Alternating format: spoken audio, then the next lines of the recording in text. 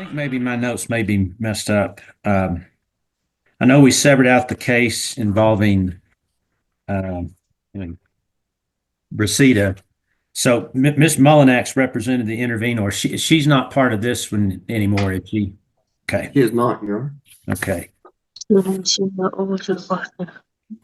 All right. And then I've got. All right, we'll get to the interpretation here in just a second. I've got we're missing Stacy Grant. Unless I've got Lorene Lucero in the waiting room. I'm going to bring her in, see if she's covering for someone.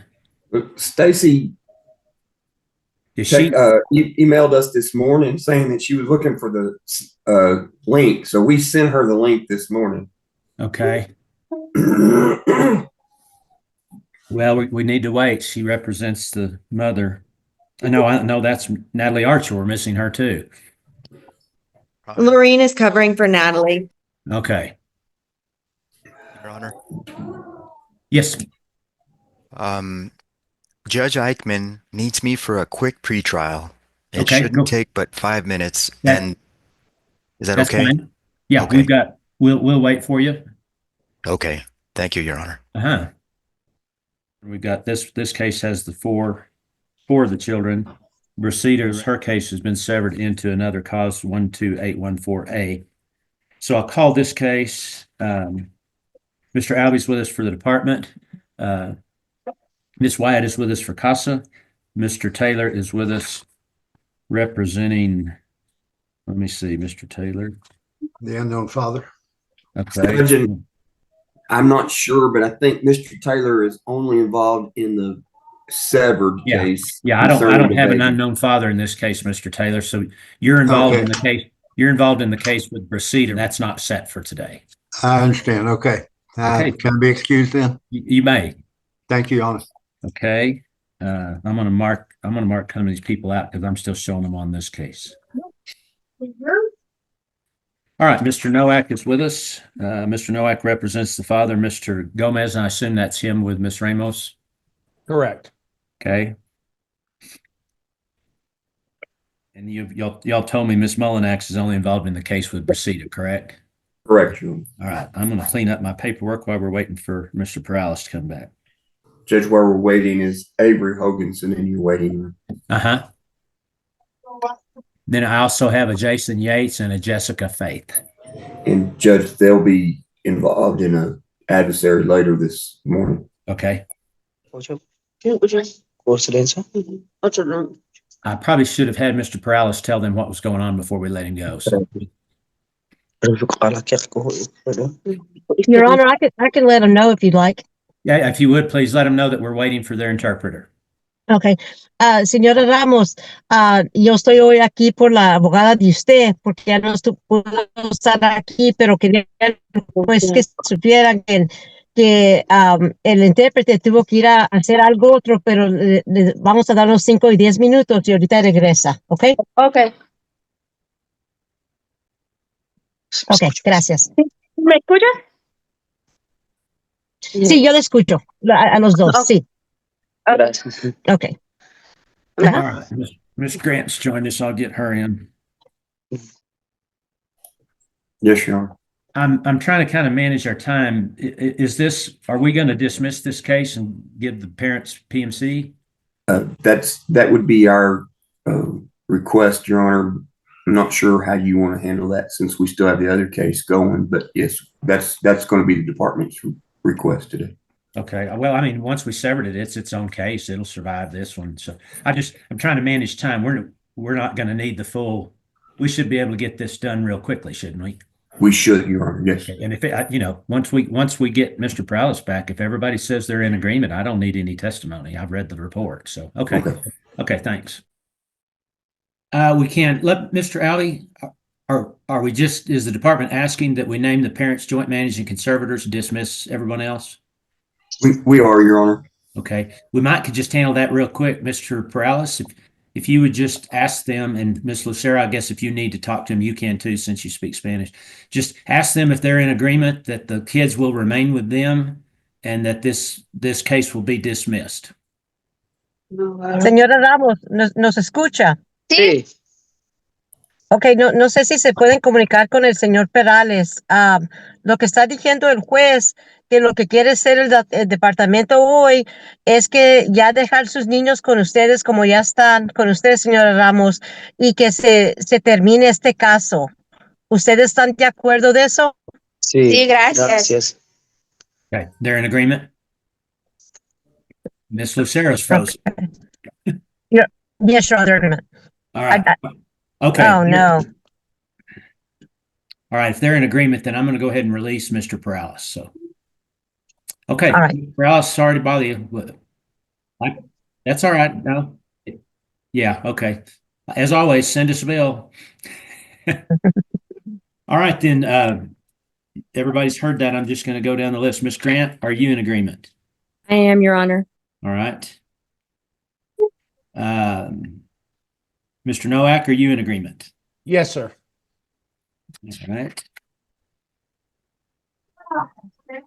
And Casa in agreement? Yes, Your Honor. Okay. I think I covered everybody that's left in this case. Is that correct? Okay, great. We did it and we're on time. So I will approve that agreement. I will name the parents, joint managing conservators, and obviously placement will remain with them. I'll dismiss the department and all other court-appointed relationships after all appellate and de novo periods have expired. So, okay, no further hearings will be set since we have a final resolution. We will stand in recess on this case. I'll be back here pretty quickly to call a Randall County case. Mr. Albie's with us for the department. Permanency hearing on the. Ms. Talley's with us for CASA. Mr. Harris is with us representing the child. The mother, Lacey Scott, is not in my waiting room, nor is the father, Michael Honeycutt. I've got a ton of people in the waiting room. Why don't you just tell me who you need, Mr. Albie? Brandon Hernandez and Brian Armanderas for sure, Your Honor. Okay. I can't remember who the St. Francis Ministries permanency. Well, let me just run specialist. down the list real quick.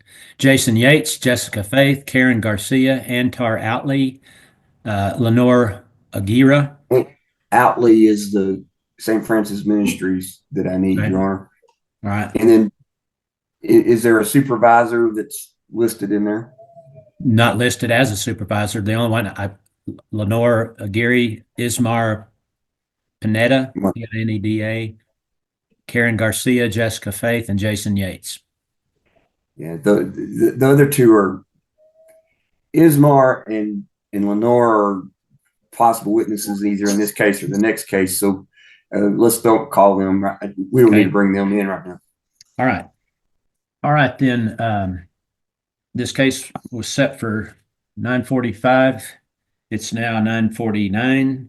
We will proceed in the parent's absence. So, Mr. Albie, you may proceed. Oh, let me cover one other thing.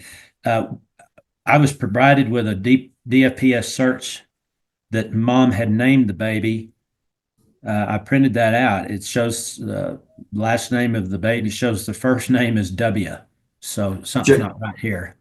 Judge, we were working, Leslie and I are working today to prepare a supplemental petition to have the child's name reflect what you're reading there.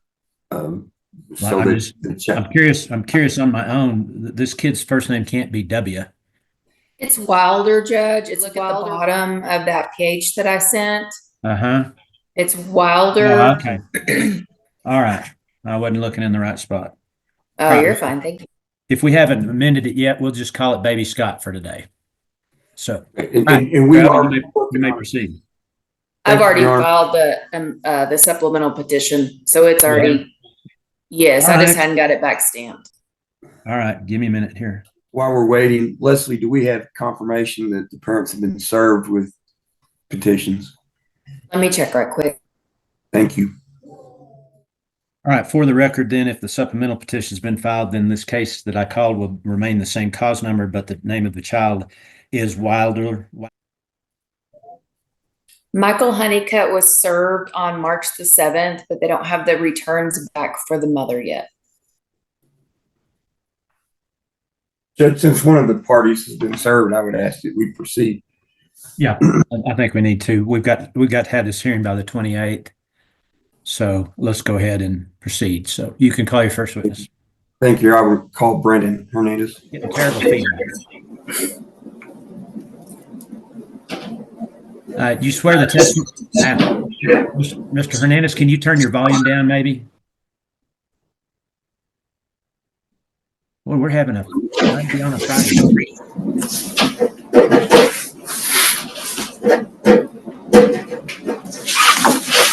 I'm getting terrible feedback. Not sure if it's feedback or just background noise from Mr. Hernandez's environment, but it's loud. It's loud. With the wind today, he could have a trampoline blowing around in his backyard. Right. I'm really glad Santa Claus did not bring my boys a trampoline this Christmas. Hey, when you've had as many as I had, you just learn how to stake them down so they don't blow away. The good thing they didn't take one to mom and dad's house, Mr. Alvier. It might be in your backyard. Well, if it makes you feel any better, I'm experiencing the same wind here in Angel Fire, but I've got whiteout blizzard conditions to go with it. So, Oh, yuck. Yikes.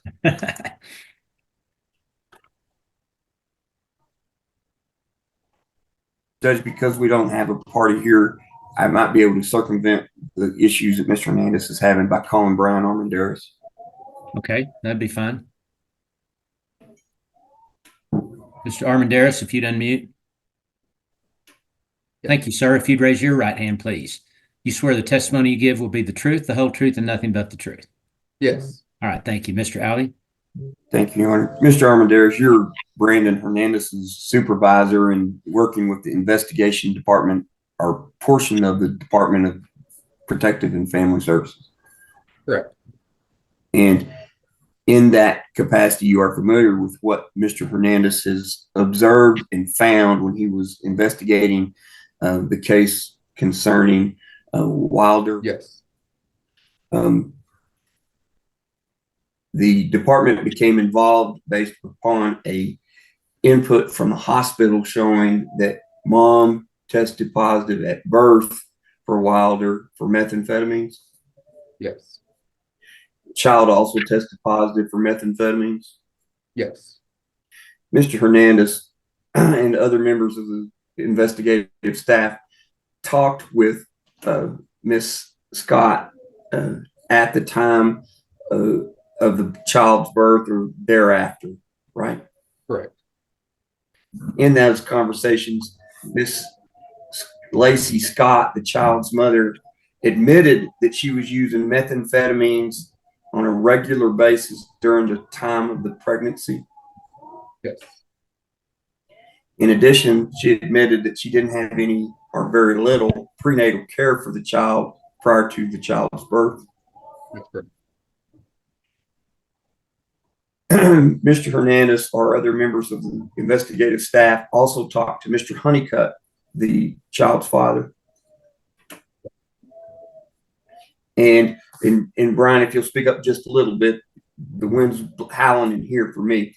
Mr. Honeycutt has, first of all, he also admitted that during the time that Miss Scott was pregnant, he also used methamphetamines, but he denies using on a regular basis. That's correct. He is also advised that he is not positive that he's the father to this child. That's correct. Would the department then be asking that the court genetic test Mr. Honeycutt to determine if he's the father? Yes. And but Mr. Honeycutt has advised that if he is determined to be the father, he would work services and he wants to be considered as a placement option for this child. Yes. Since the original conversations with Miss Scott, neither Mr. Hernandez or anybody from the department's had very much contact with Miss Scott at all. She's been hard to get a hold of from what Brendan has let me know. And we don't really know where she's living right now. That is correct. We do not know. Because we don't know where she's living, because we're not talking with her, and because of her admissions of methamphetamine use during the term of the pregnancy, would you agree with me that there was a continuing danger for the child at the time of the child's removal? Yes. And would you agree with me that there is still a continuing danger if we were to return the child to mom today? Yes. Would you agree with me that it would be contrary to the general welfare of this child if we return the child to mom today? Yeah. For the record, at the time of we filed our petition, we asked for genetic testing. Is it your understanding that that's already gone to the Attorney General's office and we're just waiting for appointments to be set? Yes. The child is currently placed in a foster home. Where? Are you aware? Yes. And Where's the child? Panhandle. I'm sorry. Thank you. And has that foster home advised you that the child is still suffering some withdrawal symptoms? Yes. But they're able to take care of those withdrawal symptoms? Yes. And the foster home is meeting all of the child's needs at this time? Yes.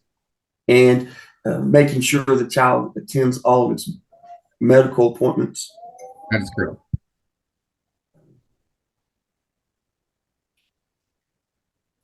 Dad, since we're not positive he's the actual father, you're not asking that the child be placed in his home at this time?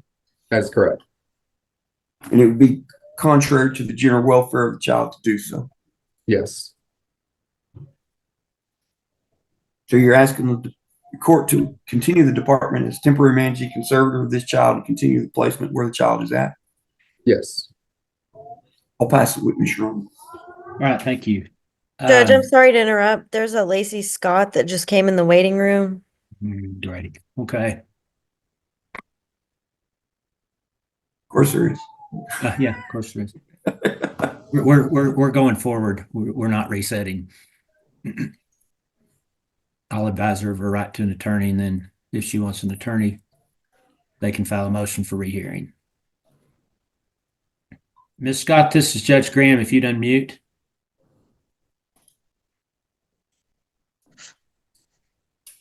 Can you hear me? I can. You're Okay. ma'am, you're late for your hearing. We're just about through with it. I'm so sorry. I didn't know that it was at 9 o'clock. It wasn't. It was at 9:45. Okay.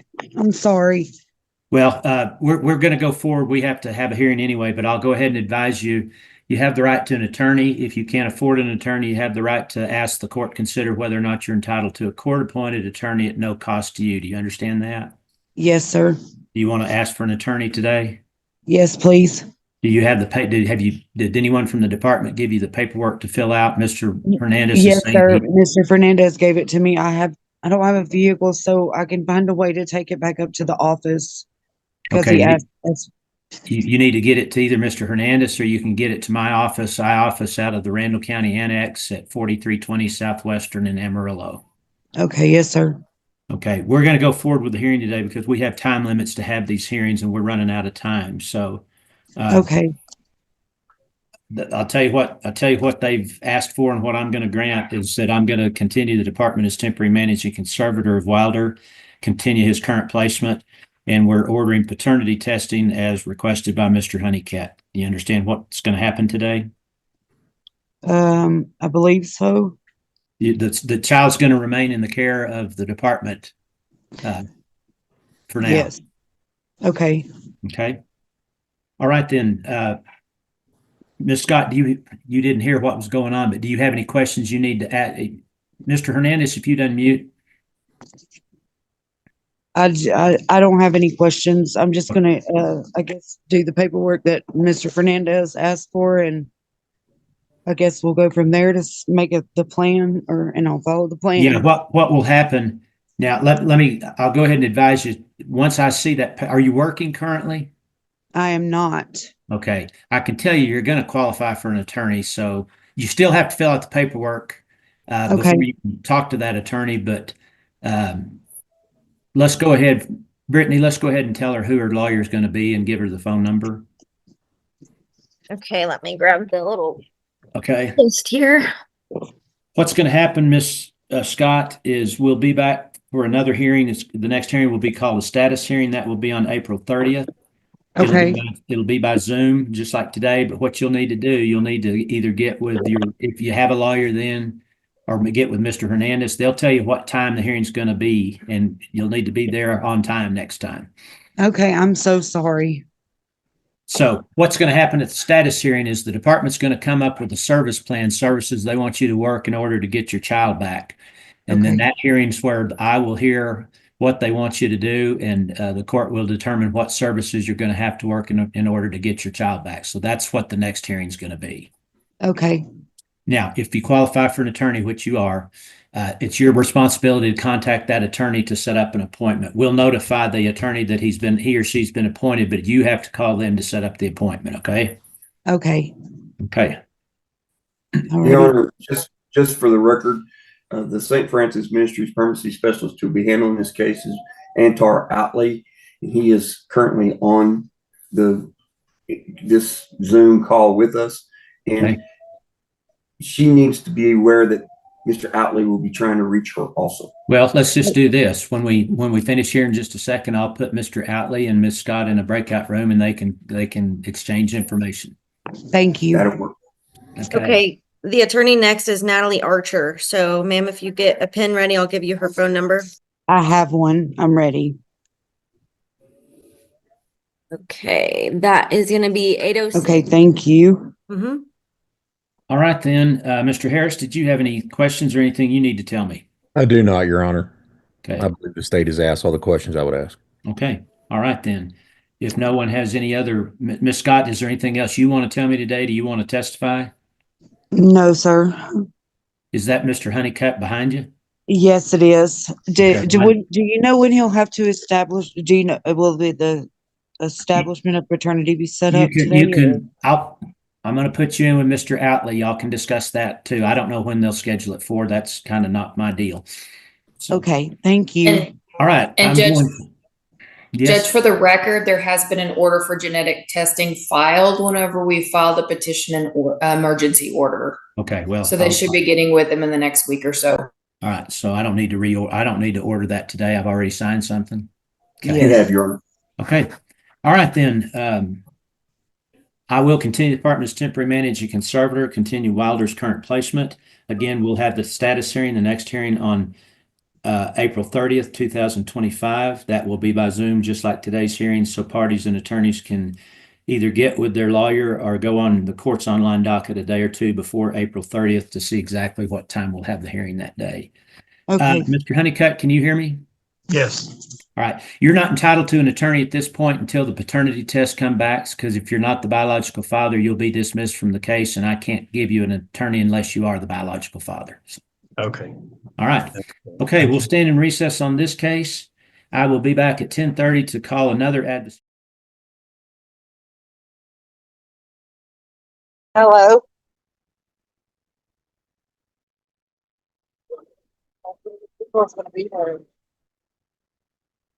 Get everybody in first. All right. Looks like everybody's traveling today. I'm on my way to visitation right now. All right, I will call Gray County case cause number 4. Mr. Albie's with us representing the department. Ms. Talley's with us representing CASA. Mr. Harris is with us representing the child. Ms. Scott, the mother, is with us. The alleged father, Mr. Honeycutt, is not with us, and he's not in. He is with us. He's right here. He's All right. just driving. All right. All right. A couple of things we need to take up. Anybody that can help me with this. I was going to order paternity testing at the adversary hearing, and for some reason I scratched it out. Have we done that? Yeah, we had. All right. Would y'all quit interrupting me, please? Have we done that? Yes, Your Honor, we have done that. We And had the Mr. result back? Honeycutt, we have, and Mr. Honeycutt has been ruled out as the father. All right. Mr. Honeycutt, then you won't be a part of this case anymore. So we'll be dismissing you today since you're not the biological father. So, all right, Ms. Scott, you did not attend the adversary hearing, so I need to admonish you. You have the right to an attorney. If you can't afford an attorney, you have the right to ask whether the court to consider whether or not you're entitled to a court-appointed attorney based upon you being indigent. If you qualify for that, you'll be appointed an attorney at no cost to you. Do you understand that? Yes. Do you want to ask for an attorney today? Yes, please. Have you been given the paperwork to fill out to request a court-appointed attorney? I thought I was already appointed an attorney with Natalie Archer. Oh, you're right. That's what I show, Judge, is Okay. Natalie Archer represents mom. Yeah, I'm sorry. I didn't see that in my notes. And she's in the waiting room. Ms. Scott, do you need time to talk to her before we start the hearing? Yes, please. Okay, let me get her in and then I'll put you all in a breakout room. Thank you. Ms. Archer, can you hear me? Yes, Judge. All right, thank you. Ms. Scott's with us and she's asked to talk to you before we start the hearing, so I'm going to put you all in a breakout room. Oh, okay. Okay? Yes, sir. Ms. Scott, you may be asked to join this breakout room or it may just put you in there automatically. Okay.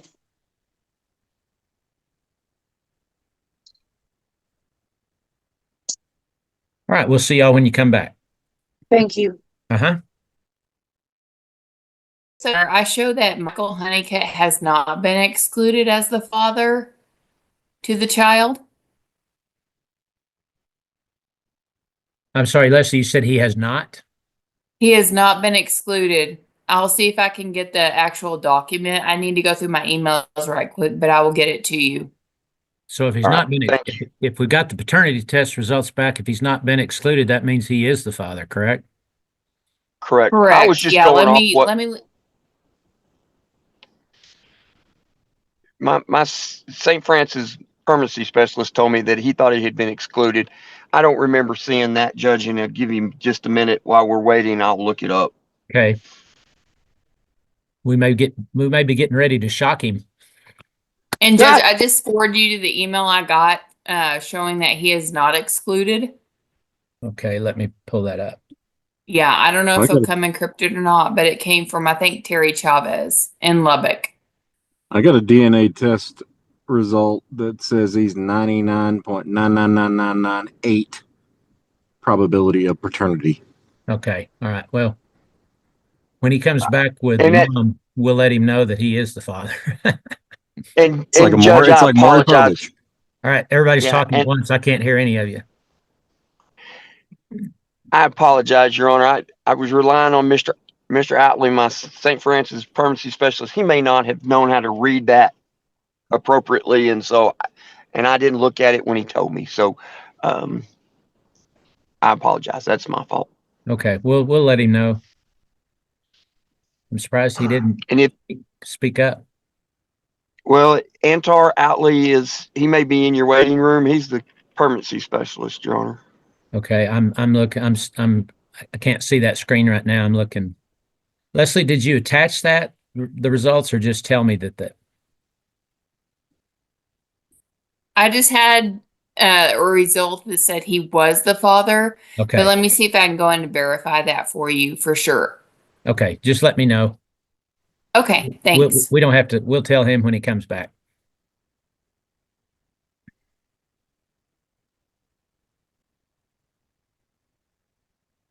So, Todd, I'll get Mr. Outley in for you. Thank you. Uh-huh. All right, looks like they're coming back to us, so we'll let Mr. Outley know we're checking that. Would it be possible to have a breakout room with the attorneys? Sure. Sorry about that. I've talked to my client yesterday, but there's been new info since then. Okay, well, let's see. I want to be sure she's back. I told her how to get out, but you may have to bring her back. Well, no, Nope. there she is. Miss Scott, can you hear me? You're muted. If you'd unmute, please.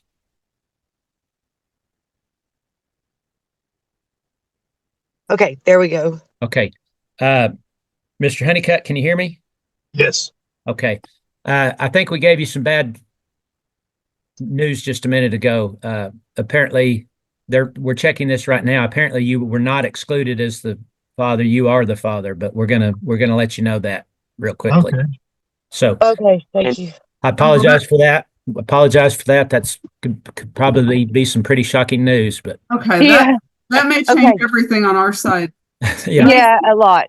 A Right. lot. You still want me to Just talk? everybody be quiet for a minute.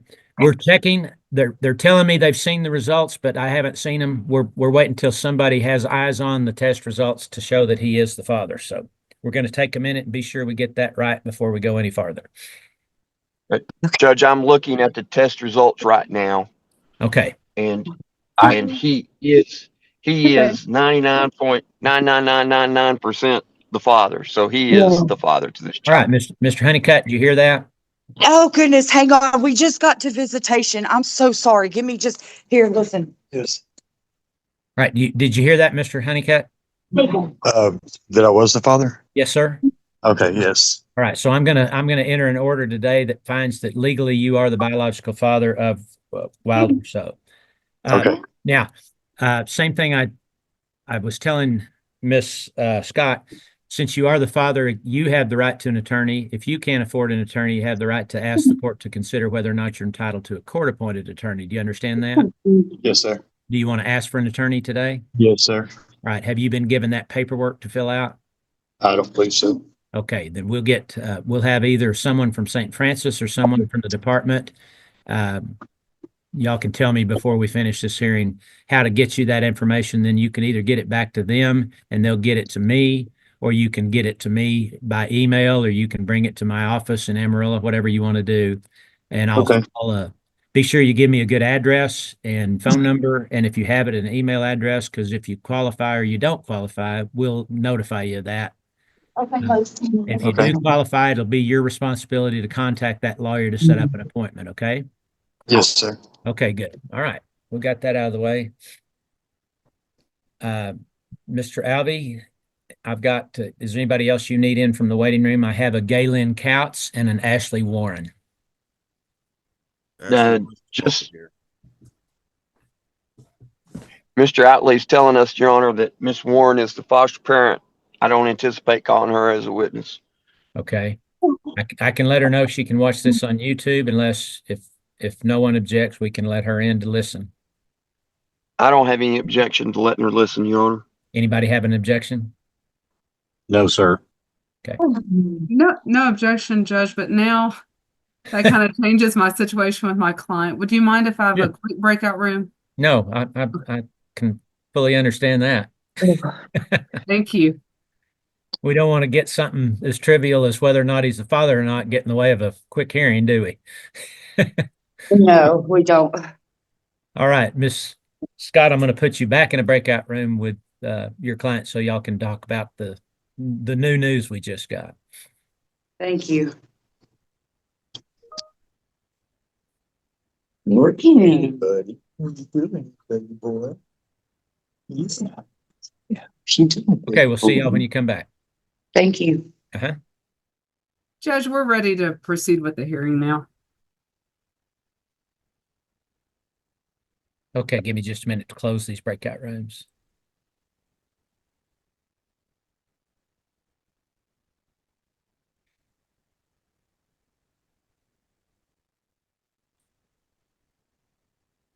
All right, looks like everybody's back. Mr. Alvey, you may proceed. Thank you, Your Honor. I would call Mr. Antar Outley. Okay. Mr. Outley, if you'd raise your right hand, please. You swear the testimony you give will be the truth, the whole truth, and nothing but the truth. I can't hear you. Yes. Okay, you're going to have to speak up. Okay. All right, Mr. Alvey. Thank you, Your Honor. Mr. Outley, you're a St. Francis Ministries permanency specialist. Yes. And in that capacity, you are familiar with Wilder? Yes. Where is Wilder currently placed? He's placed with Ashley and David Warren in Panhandle, Texas, in a foster placement. Oh, I'm sorry, real quickly. I forgot to bring Miss Warren in.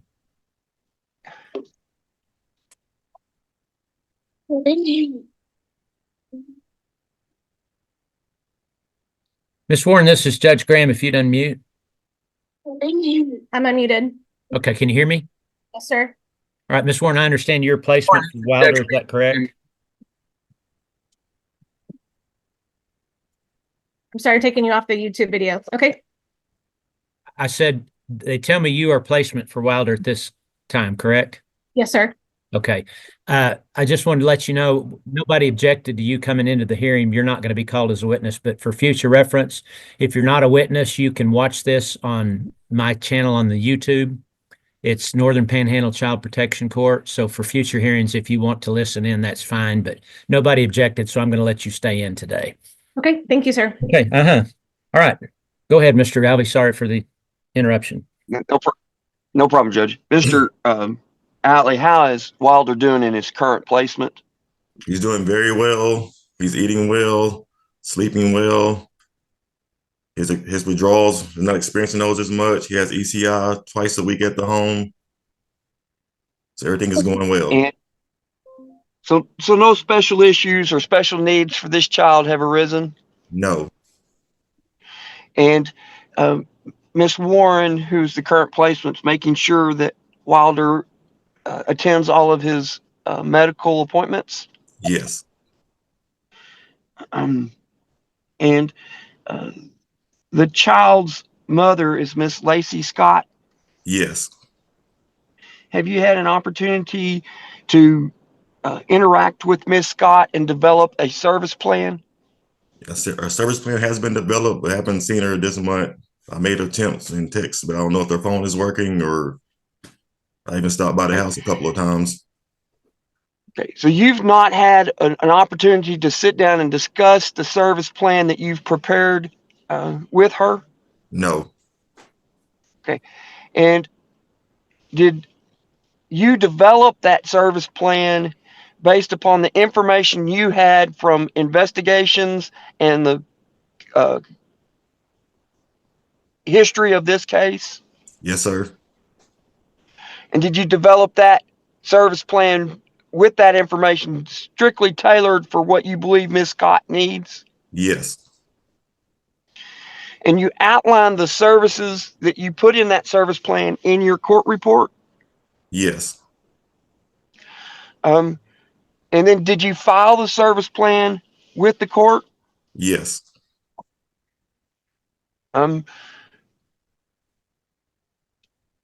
Today, are you asking that the service plan that you've developed for Ms. Scott be approved and made an order of the court today? Yes. Michael Honeycutt has now been determined to be the father. Have you been able to sit down with Mr. Honeycutt and develop a service plan? No. Did you develop a service plan for Mr. Mr. Honeycutt? Yes.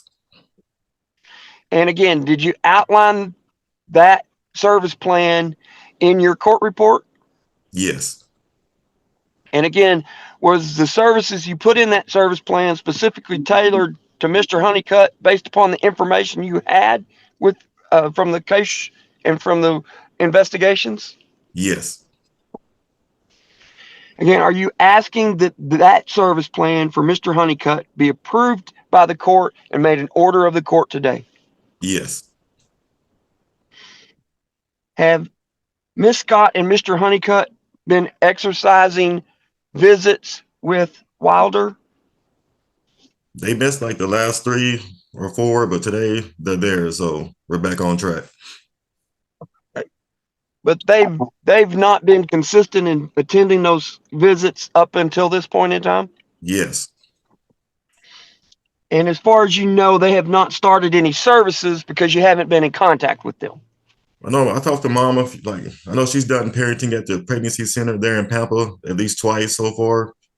And I gave her, she did email me, and I gave her some counseling places in Pampa because she was suffering from postpartum. But I don't know how much she's done this month because I haven't got to talk to her. You're going to make every effort to continue to reach out and schedule an appointment so that you can discuss the services in the service plan with Ms. Scott and Mr. Honeycutt? Yes. Tell them there's not going to be an issue. Or today, do you feel like there have been sufficient services completed to alleviate the reasons for this child to be removed from Miss Scott and Mr. Honeycutt? Could you repeat that again? Yes.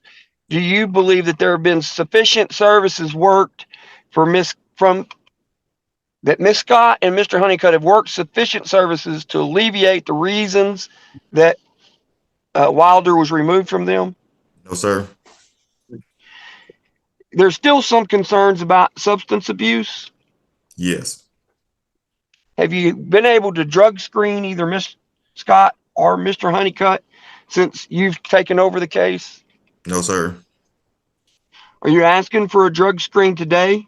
Yes.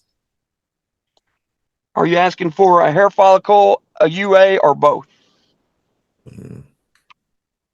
Let's do both.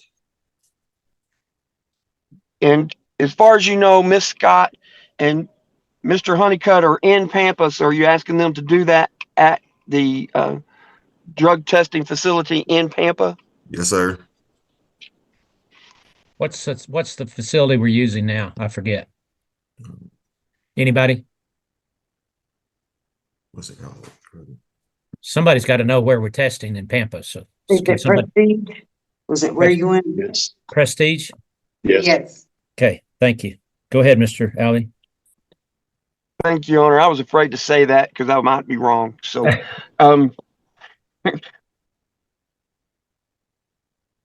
so do you believe that it would be unsafe to return Wilder to Miss Scott and Mr. Honeycutt today? At this time, yes, sir. And it would be contrary to his general welfare to do that? Yes, sir. We're still working towards family reunification as long as the parents continue to work services. Yes. So are you asking the court to continue the department as temporary managing conservator of this child? Yes. Pass the witness, Your Honor. All right. Mr. Outley, so you're telling me the parents haven't seen the service plans? No. Okay. Do you have the service plans with you? Yes.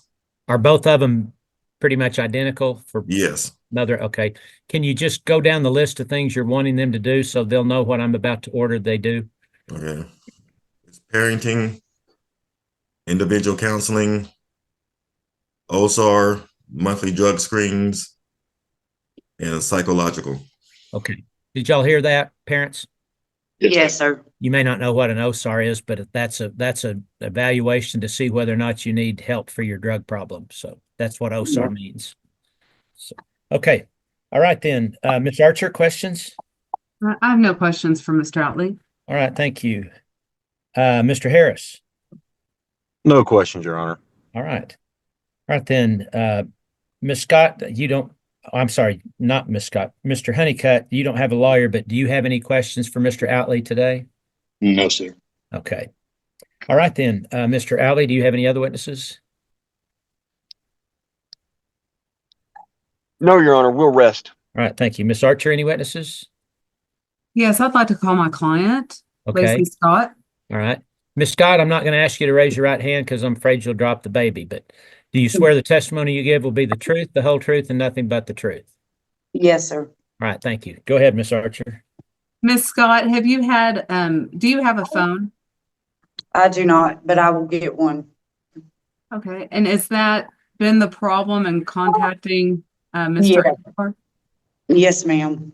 Okay, but did you find a way to contact me yesterday? Yes, I used Mr. Honeycutt's phone. And did I review the service plan with you? Yes, ma'am. Okay. And are you on board with working all of those services? Yes, ma'am. Okay. And in fact, have you started any of those services? Yes, ma'am. Okay. What have you done so far? I've started parenting classes. I've done an OSAR through Synacor. I also attend AA meetings. That's about it. That's wonderful. And am I supposed to start? I heard him say that I had to do a psych evaluation. Is it for psychosocial or is it for? Is it a specific thing that I have to do, or? Yeah, Mr. Outley, if you'd unmute.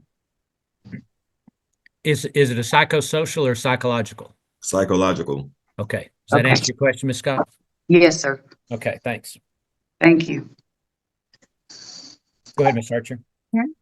And do you have transportation? I do not, but Mr. Honeycutt is my transportation. Okay. And are you aware that if you have any problems getting to any services, you need to let your caseworker know ahead of time? Yes, ma'am. And they've also informed me that now that, we can do virtual visits if necessary, if I can't make them, or they can arrange transportation from St. Francis for me to make it back and forth. And do you understand that if the judge orders these services today, they'll be an order of the court, so you'll have to follow through with them? Yes, ma'am. Okay, I'll pass the witness. All right, thank you. Mr. Harris? No questions, Your Honor. All right. Mr. Honeycutt, do you have any questions for Ms. Scott? No. All right. Okay. All right, then. Ms. Archer, any other witnesses? No witnesses, Judge. Mr. Harris, any witnesses? No witnesses, just a recommendation, Your Honor. Okay. Mr. Honeycutt, do you want anything you need to tell me? Do you need to testify, or do you understand what we're doing here today? I believe so, yes. Okay. And you know what services, you've heard about the services, and Ms. Scott has obviously talked about the services with her attorney. Are you on board to work those services also? Yes, sir. Okay. All right. Thank you. All right, then. If no one has anything else, then Mr. Harris, recommendation? Your Honor, I believe the current placement is safe and appropriate. I'm on board with putting the service plan into action for the parents, and hopefully they'll be able to exercise their visits, because that little one needs both their mom and dad. Yeah. Okay. All right. Thank you. All right, Ms. Talley, Casa, do you have anything to add? Nothing to add, Your Honor. We're in agreement. Okay. All right, then. Based on the testimony today and the results of the paternity test, I do find that Michael Honeycutt is, in fact, the biological father. I will establish that parent-child relationship today. I will continue the department as temporary manager conservator, continue Wilder's current placement. I'll order the services for each parent as contained in their service plans, and I will order both parents to both hair strand and UA drug screen by 4 p.m. today at Prestige in Pampa. Did I understand that the parents, you'll have transportation to get there for the drug test today? Yes. Okay. If I need to put you in a breakout room with Mr. Outley, I can, but are you familiar with where Prestige is? Are y'all in Pampa? We're in Panhandle right now, but yes, we're in Pampa. Okay, so you can do you know where you're supposed to go? Yes. Yes. Okay, great. And I'm just going to warn you, it's because drugs are involved in this case. The drug tests are very important. If you test positive, that's fine, because I know Ms. Scott, you have tested, and Mr. Honeycutt, I understand you admitted some drug use. We just wanted to get the reason for the hair strand test is to get a baseline to see where you're at, so that when we test you next time, we'll know if it's going down, then you're not using. That's why we're doing these tests. So it's very important you do that, because if not, then I will order that if you don't drug test, then your visitation will be suspended until you do. So I just thought I'd tell you that in advance, so we don't have to worry about that later. Okay, thank you. Okay.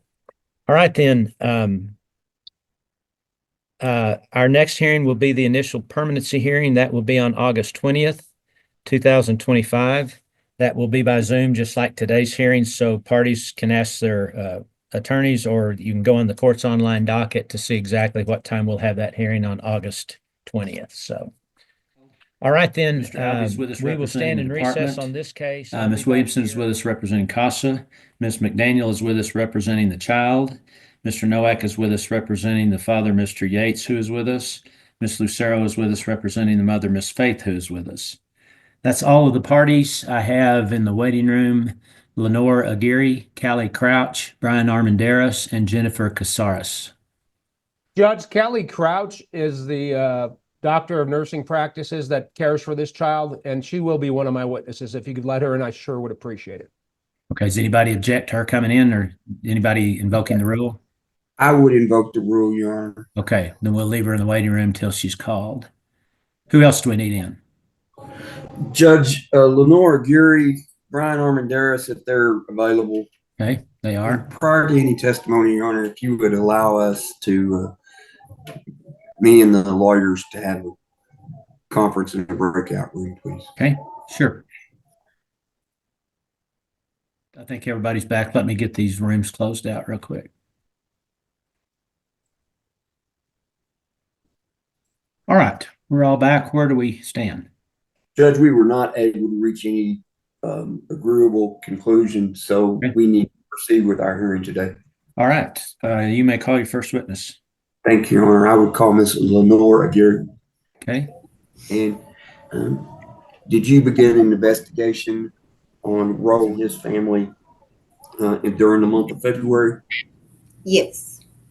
Tell me when that investigation started, please. The investigation came in on the 12th. I was assigned the intake on the 13th. And after you were assigned the intake, what steps did you take in your investigation? I contacted the reporter. Okay. And I don't need to know who that was, but what were the allegations set forth in that report? The allegations were physical abuse by Jessica Yates.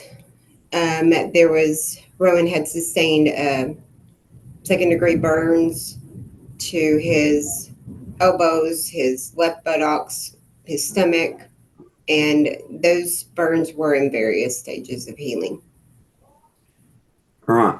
After you received and talked to the report and talked to the reporter, what did you do then? We made sure that we went out. There was a courtesy worker that went out to see the child at the hospital. And who was Todd, that? I sure do apologize for interrupting, and maybe it's just my screen. I don't see Miss Lucero on here. I brought her back in once. She's not. No, well, she's obviously fallen off again. Let's give her a minute to come back into the waiting room.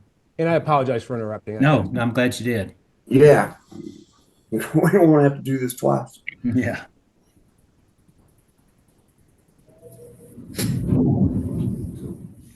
Miss Lucero, is that you on the phone line? Your Honor, yes, it is. I just called in because I keep losing Okay. connection. Yeah. Okay. All right. Mr. Albee, Thank go ahead. Thank you, Your Honor. So, Ms. Geary, after you received your report and talked to the reporter, where did you go? The child was seen at the hospital there at UMC. And who? Okay, UNC. That's University Medical Center in Lubbock. in Lubbock. And who was the courtesy worker there? That one would have been, I think it was Mackenzie. Do you know Mackenzie's last name? Mackenzie's last name, I think, is Kildo. Okay. And did she confirm that there were these burns that were reported in your report? Yes, correct. And at that point, did you seek out the parents to Rowan, who are Jessica Faith and Jason Yates? Yes. She was talked to by the courtesy worker at the hospital. Jessica was. Okay. So Jessica was at the hospital in Lubbock? Yes. Okay. Did you ever talk to Jessica? Not until after I provided them with the removal paperwork. And when was that? On the 18th, I think. And when you talked to Jessica, what was her response to the allegations that you discussed with her? Her response was, that she was, I think she was playing a video game at the time, and Rowan was at the end of the couch. When he was at the end of the couch, he had fell back and landed on the furnace. She picked him up immediately. She noticed that the burns were pretty bad. She did call 911. Okay. So Was that the first or second time that this had happened, according to Miss Yates? That was the second time. And it's not Miss Yates, and I apologize. It's Miss Faith, correct? Correct. Right. So when you talked with Miss Faith, did she tell you what happened the first time? Yes. And what happened the first time? First time, her and Jason were watching Rowan. I guess he was crawling in the living room. Whenever he was crawling, he had a sock. I think he slipped on the sock. His arm went underneath him and he fell onto the grate. Now, when we're talking about a grate, what are we talking about? A furnace heater on the floor. And it's kind of the old-fashioned way that houses used to be heated. Through the heat vent was on the floor, and it would come up through the big vent in the floor, right? Correct. And this isn't like a small letter size or envelope size vent. This is a fairly large square vent, 2 foot by 2 foot. Correct. It's a larger furnace. And so what Miss Faith told you was that on a day prior to the child being sent to Lubbock, that the child was crawling on the floor, slipped, and fell onto this vent. Yes. And did she take the child to the doctor at that point? No, sir. So, but there were burns on the child at that time. Correct. That's what Miss Faith told you. Yes. And then some days later, do you know how many days later the child fell on the vent again? It was said that it was around 3 to 5 days. Okay. So the child was burned one day, and then several days later, Miss Faith said she was playing video games. The child fell off the couch and onto this furnace vent. Yes. And your office confirmed that we're talking about second degree, various stages of healing burns on a 10-month-old baby? Correct. Where was Mr. Yates on the second time that the child was burned? Mr. Yates was at work. Was, according to Miss Faith, was Mr. Yates present the first time that the child was burned? Yes, sir. And have you been back in the home since the child was removed? Yes, to pick up the paperwork, the removal paperwork. And have the parents done anything to rectify the situation when you were in that home with this furnace on the floor? Yes, the furnace was covered up. What was it covered up with? With a rug.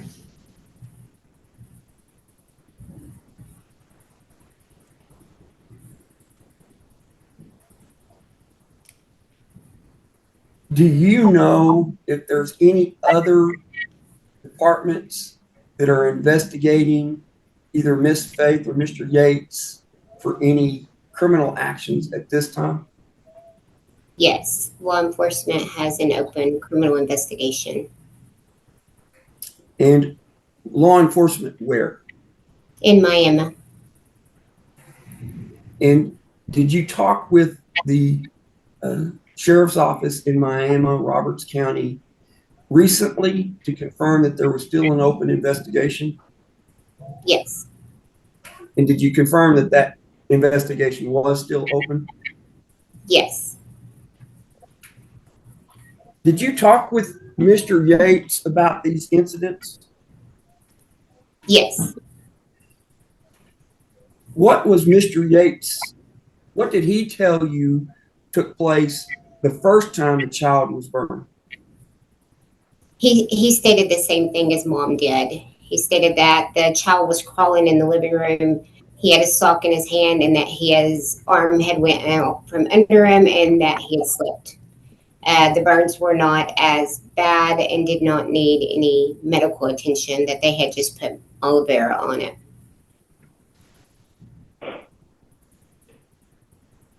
And then, what did he say about the second event?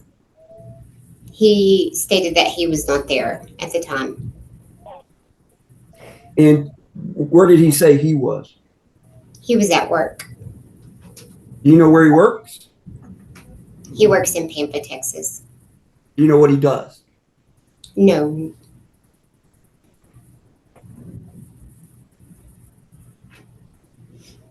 Did Mr. Yates tell you that he was coming home every night still? Yes, he still comes home every day.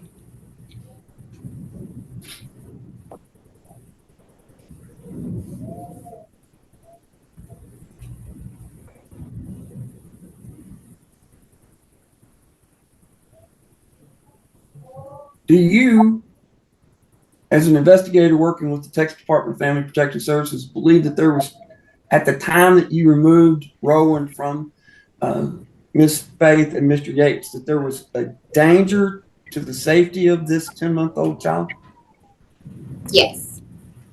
And do you believe that that danger is continuing? Yes. Why? Because she hasn't taken responsibility for what happened.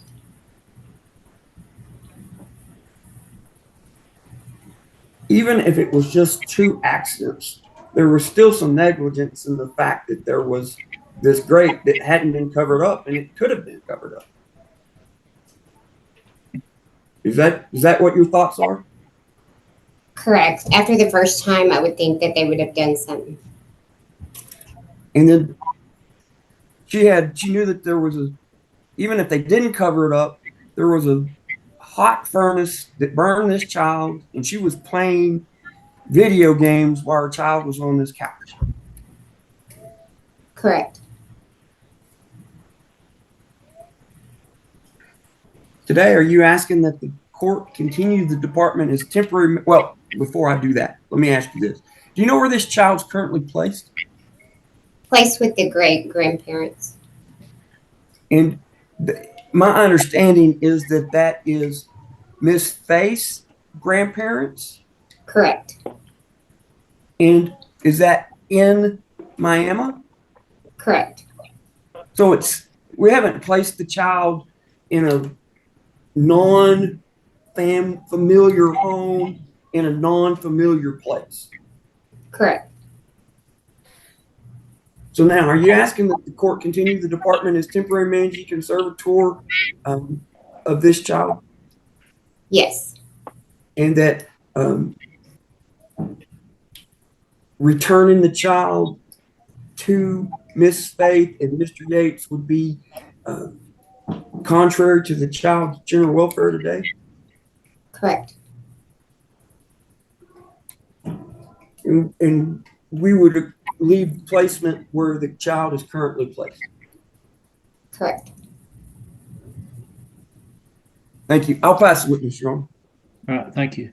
Mr. Gary, when the parents covered up the heater with a rug, what's the source of heat in the home now?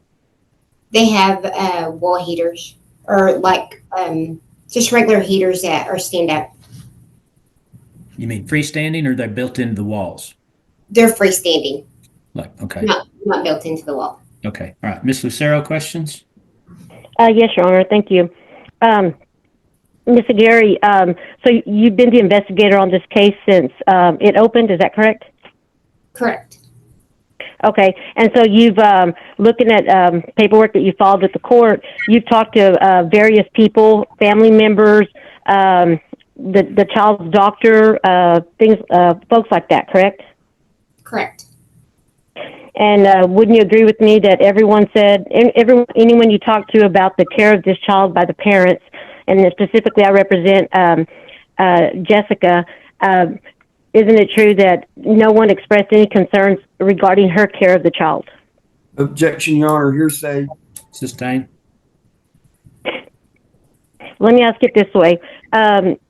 In speaking to those folks, did you have any concerns regarding the care of the child?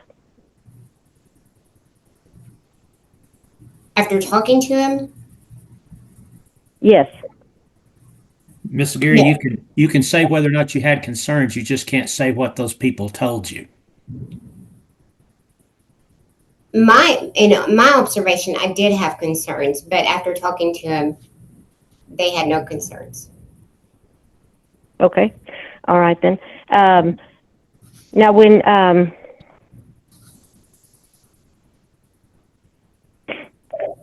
now you talked with Jessica. She's been open with you while you've been doing this investigation, correct?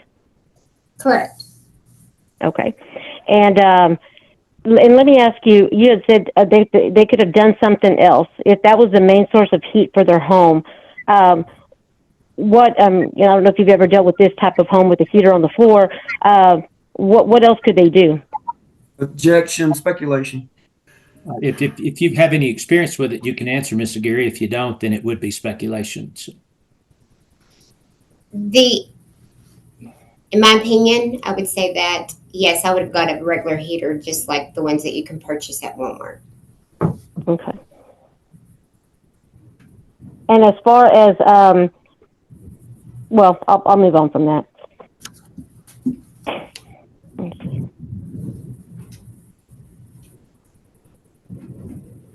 Now, Miss Fates did tell you that as soon as the child fell, she saw that it was more serious, so she called AMS, correct? Yes, she called 911. Okay. So, and at this time, would it not be appropriate?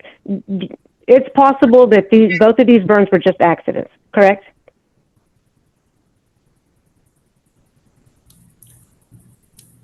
I don't know if they were accidents or not. No, I'm not asking you, Mr. Gary, if they were accidents. I'm asking you, it's possible that they were accidents because this type of heater on the floor and a young child that can trip.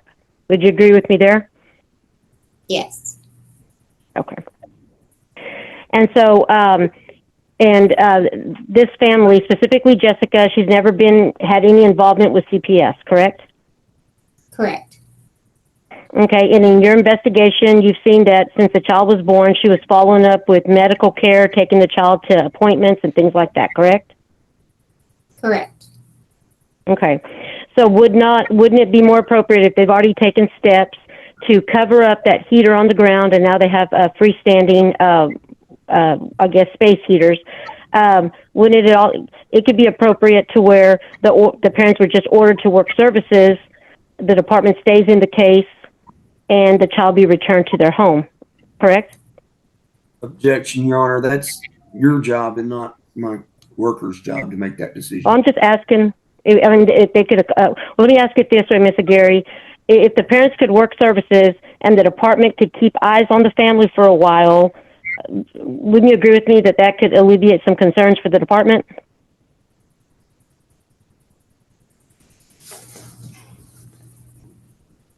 With as a worker and my investigation and me talking to, the doctor that went over all of this in our conversation that we had, I mean, I'm not for sure I could say yes or no. Okay. All right. So now if the department's asking to be temporary managing conservator of the child, y'all are going to want the parents to work services, right? Correct. Okay, and if there was an order to participate in services, I don't know if you're familiar with that, the parents could work services, correct? Correct. And if the department was named temporary managing conservator, then they would have eyes on the family, correct? Correct. Now, if the judge were to order just the parents to participate in services, return the child home, the department would still have eyes on this family, correct? Now, on that part, I would not say, but yes, that's fine. Okay. Now, let me ask you, in part of your report, did you prepare this affidavit, correct? Yes. Okay. And in one portion of the report, you stated that there was concern about the child's weight. Do you recall including that in the report?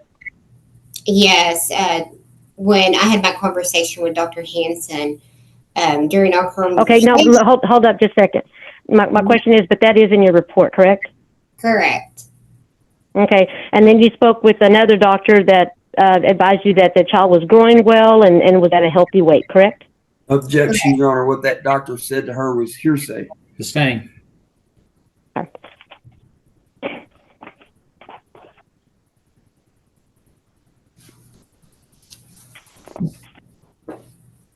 I'll pass the witness, Your Honor.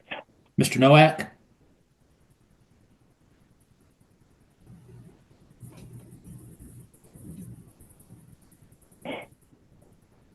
I'm not seeing. Judge, I don't see him on here. He told us when he was in his breakout room that he might lose electricity.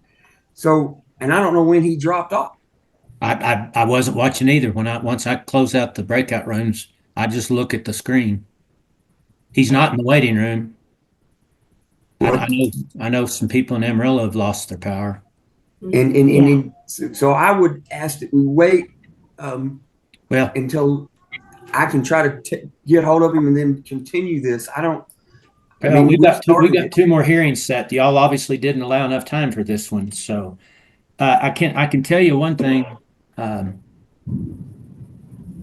Before I make a ruling, I'm going to want to hear from Dr. Hansen. That's just the way it is. I'm going to recess this case today, whether I do it now or I do it later. So I would just ask that you do it now, then, Your Honor, since Mr. Nowak may have problems with his electricity. Well, yeah, we're not going to call any. We're not going to go forward on this anyway. Amy Taylor, our court reporter, she's lost power about 15 minutes ago. So okay. So, okay, yeah, we're going to stand in recess on this. I don't know, Mr. Albee, how long you think you'll need to get with Dr. Hansen and get her subpoenaed if you need to? Well, we were trying to get her subpoenaed. She was not available this morning. So with her testimony, Judge, I would anticipate about another 30 minutes on my side. Well, I'm just trying to figure a day. Judge, could we do April 2nd? It's a Wednesday. Sure, that works for me if that's one of our days anyway. It is. Okay, yeah. Yes, that works. What do we have a time, or are we just going to notify everybody by email a time? We haven't set the docket yet, have we?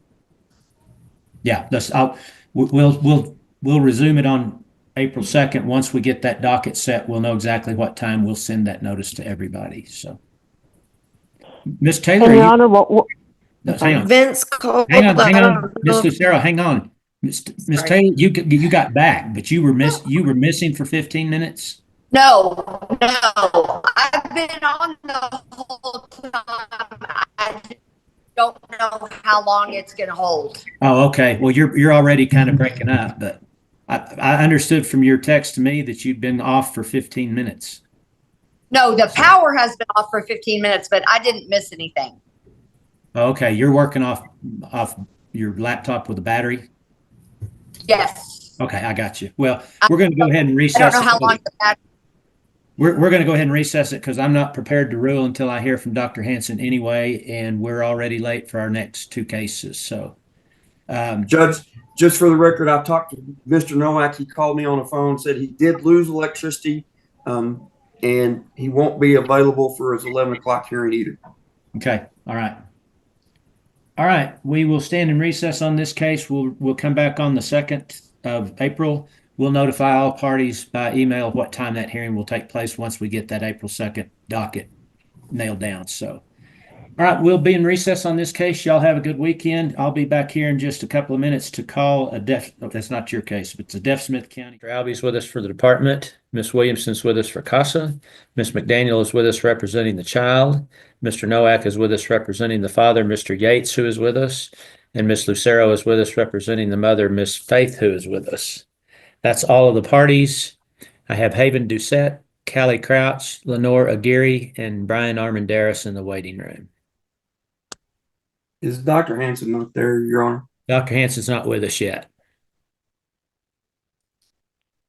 And I don't know we, on the 14th, before we recessed, I don't know if we were through with Miss Aguirre's testimony or not. I don't think so, Your Honor. I had almost finished with her, and then Mr. Nowak was fixing to begin his cross. I would ask, I think maybe I was finished. I would ask to reopen for just a couple of questions. And while we're talking, Leslie, can you reach out to Dr. Hanson? Yes, that's what I'm doing now. Thank you. I tell you, why don't we wait just a minute? If Dr. Hanson can join us quickly, do you want to go ahead and do her so she can go about her business? Yes, please. Okay. Why don't we just take a quick break? I'll be back when I think I see her coming into the waiting room, or if Leslie says we don't have her yet. So we'll try to get her in and out. So Dr. Crouch, I wasn't mic'd up a moment ago. I apologize. She's going to be one of my witnesses. okay. All right. And we know Mr. Gary was testifying. I know Brian who's your representative, Todd? She's my representative, Okay. Miss Aguirre, and Brian is her supervisor. I'd ask that you Okay. allow him in. All right. I thought he was. So, okay. We'll take a quick break and I'll wait and see if Dr. Hanson joins us. Your Honor, will you? Yes. Will you bring Haven to sit in as well? She's the St. Francis worker. Sure. Thank you. Uh-huh. Judge, if I might have a quick breakout room with Miss McDaniels, that might help a little bit to speed things along. Okay. And I don't know that if I've announced this, but we don't have a court reporter today, so I'm recording this to the cloud. If anybody needs a link to get to that recording, you can contact our office. Thank you. All right, Mr. Alvey, have you heard anything on the doctor? Judge Leslie was trying to get hold of her. We were looking to see if we had a personal phone number. The only number we had was to the group, and that was not going through. She was checking. And I'm attempting another number now. Why don't we go? Let's bring Miss Aguirre in, and you can go ahead and reopen. And if she comes in, we'll let whoever happens to be questioning Miss Aguirre finish, and then we'll bring Dr. Patterson in if she joins us. So, thank you. Uh-huh.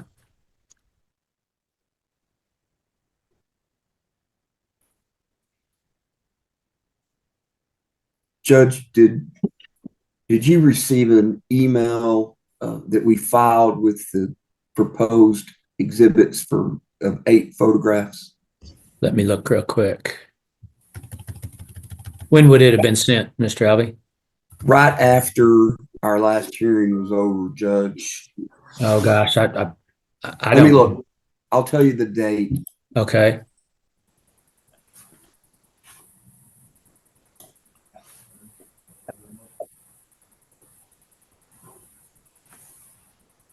We would have filed those on the 14th, Judge. Okay, let me go back and check. Would they have gone to Brittany or to me? Probably to Brittany. Yes. I didn't hear the beginning, Judge. It cut out. Todd's saying he had exhibits, some photographs that would have been filed right after our first hearing on the 14th. If they were filed, I probably didn't get them. If they were emailed to me, no, I think he said look. he. I misspoke. I think he said he emailed them to you. Okay, let me see. If you find them, just go ahead and forward those to me. I couldn't find them. Okay, let me look here. I will check now. Okay. Let's go ahead. Let me look at. Okay, Miss Aguirre, if you would please, we're going to continue your testimony until we get Dr. Patterson in. If we do, so if you would please raise your right hand. You swear the testimony you give will be the truth, the whole truth, and nothing but the truth. Yes, I do. All right, thank you. Mr. Alvey's got a few more questions for you, and then we'll go down the list. So, Mr. Alvey, you may proceed. Thank you, Your Honor. Ms. Aguirre, when you were doing your original investigation, did you have an opportunity to take pictures of the child, the subject of this suit? Pictures were taken by the courtesy worker in Lubbock. And those were handed to you or given to you? Yes, they were given to me. And that was in the normal course of the business of investigations for the Texas Department of Family and Protective Services? Yes. And you've been keeping those photographs of the child since that time. Yes. And those have been in your file. Yes. And that file is kept in the normal course of business as an investigator. Yes. There are 8 pictures of this child. Is that correct? Yes. And those pictures reflect the child and the condition that the child was in at the time that the child was in the hospital in Lubbock. Yes. They haven't been changed as far as you know. No. Your Honor, I'm going to object to hearsay and lack of foundation. If she didn't take the photos and wasn't there when the photos were taken, I don't see how she can testify that that's what the child looked like or that they have not been altered. Sustained. Ma'am, okay. Then I'll pass the witness, Your Honor. Okay. All right. We still don't have Dr. Patterson. So, Ms. Lucero, questions for Ms. Aguirre? No questions at this time, Your Honor. All right. Mr. Nowak? Thank you, Judge. And is it Gary? Is it Miss Gary? Yes, Gary. I couldn't find you. There you are. All right. Thank you, ma'am. This might be a bit disjointed because, as you recall, the power went out last go around. So I'm going off my notes. Now, after the child had this second burn, mom called 911, correct? Correct. And that was a good thing to do, correct? Yes. Okay. Now, the child was burned on a vent that comes out of the floor? A furnace. Okay. And that vent was operating because it was cold outside, right? Correct. And that was the sole source of heat in the house at the time, correct? Correct. Now, you don't have any criticisms of Jason Yates with respect to this second burn, do you? No. Pass the witness, Judge. Thank you, ma'am. Ms. McDaniel? How are you? Good. Besides the burns, were there any other health concerns for the child? No. No further questions, Your Honor. All right. Anyone else have questions for Ms. Aguirre? Ms. Aguirre, you said you didn't have any criticisms of Mr. Yates. I know he wasn't present at the second burn, but there had been a previous burn, correct? Yes, there was. And as I recall, a few days before the second burn. Correct. And between those two burns, did either mother or father take any attempts to secure that furnace so that the child couldn't be burned again? No. Okay, so would you stand by your previous question that you had no criticisms of the father? Well, I do. Because we did need to have something put up, like a baby gate, or we needed to make sure that they had other sources of heat. Okay. All right. Other Thank than you. the furnace. Okay. Thank you, ma'am. Thank you for your testimony. Judge, quick follow-up. Mr. Gary, now since the second burn, the situation has been resolved, correct? The grate is covered up, correct? Yes. It's not being used anymore, correct? Correct. And they got another source of heat through a space heater, correct? Correct. Okay.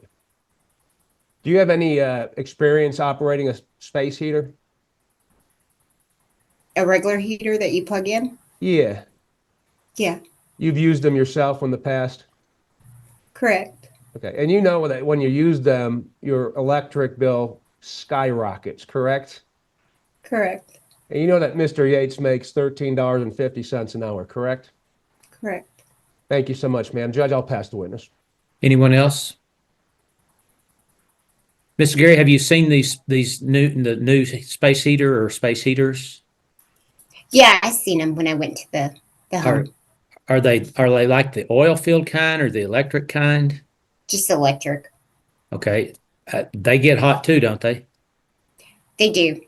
All right. Is there any, have they put any protection around them? I didn't see any protection on the bottom of them because they look like a little heater. I can't explain it, but I mean, you still gotta be careful. Well, from what you saw of the new heaters, could the child have reached them to be burned again? He could. Okay. All right. Thank you. I hate to Your press my Honor. luck, Judge. Go ahead. They have a really big playpen for Rowan, don't they? They do now, yes. Okay, and they bought that to make sure that he does not get near any heat sources, correct? Correct. Thank you so much, and thank you, Judge. I'll pass the witness. Anyone else?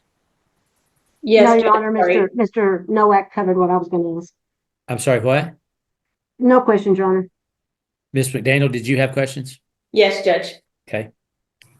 Miss Gary, do you think that if they could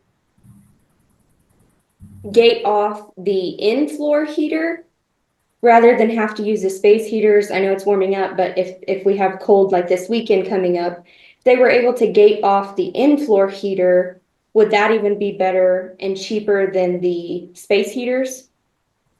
Would you be in agreement that that would be okay? I mean, as long as it was gated.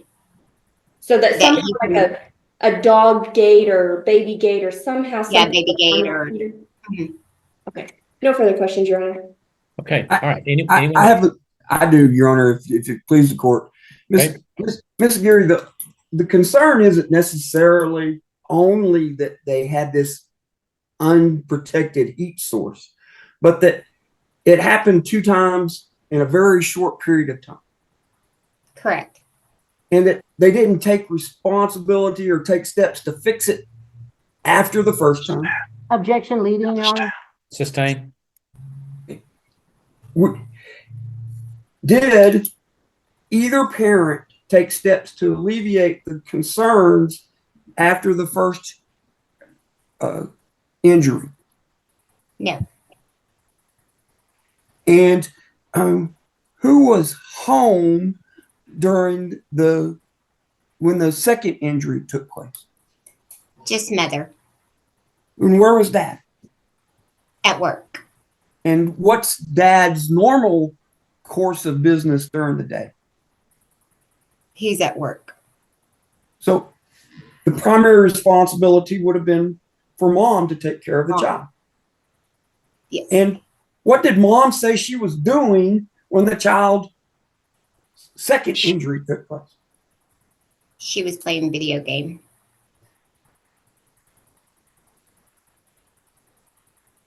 I'll pass the witness, Your Honor. All right. Anyone else for Mr. Gary? Your Honor, I have one. Mr. Gary, when you say that Ms. Faith said she was playing video games, that's not all she told you. Isn't that true? That's not all she told the courtesy worker. Okay. And isn't it true that that the child was playing right there beside her, and then that's when the accident occurred? Isn't that what she told the department?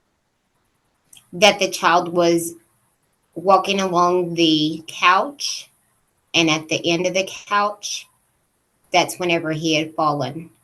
Okay. And burned himself. And that did she advise you, isn't it true that she advised you that she jumped up and grabbed him as quickly as she possibly could?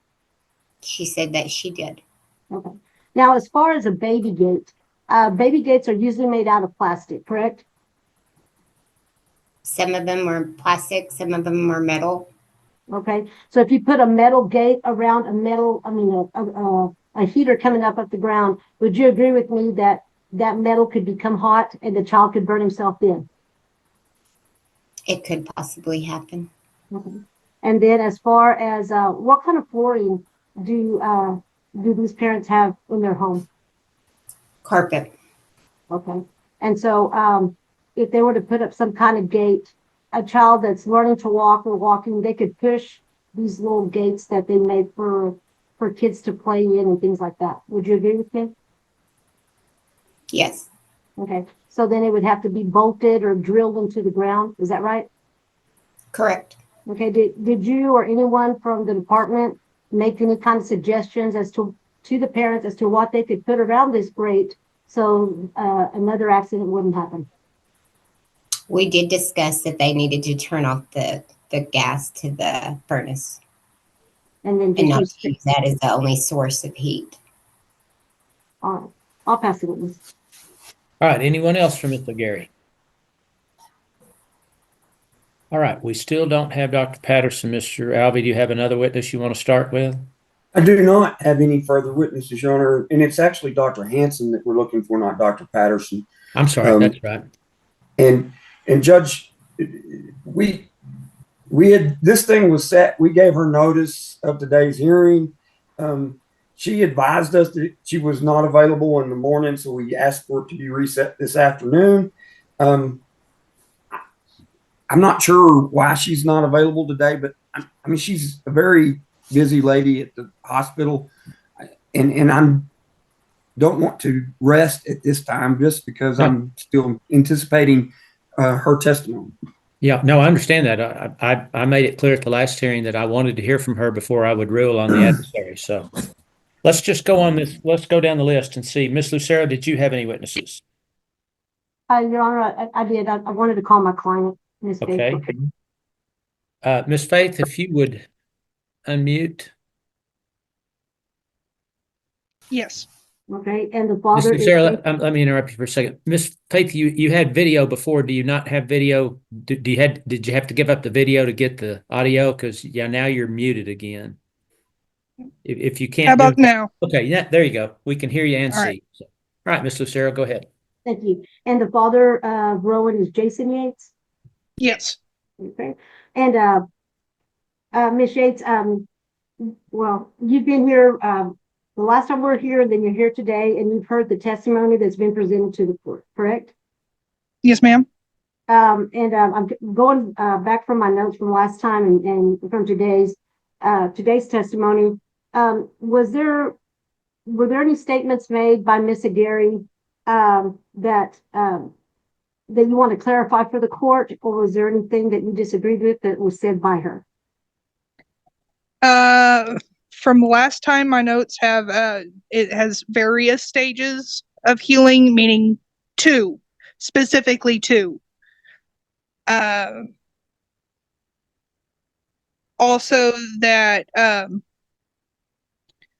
we did as soon as we were financially able to, my husband purchased the space heaters and a rug to cover the floor front. And it has since been turned off, including the pilot light. Okay. Babe, Now, will you your mic? Thank you.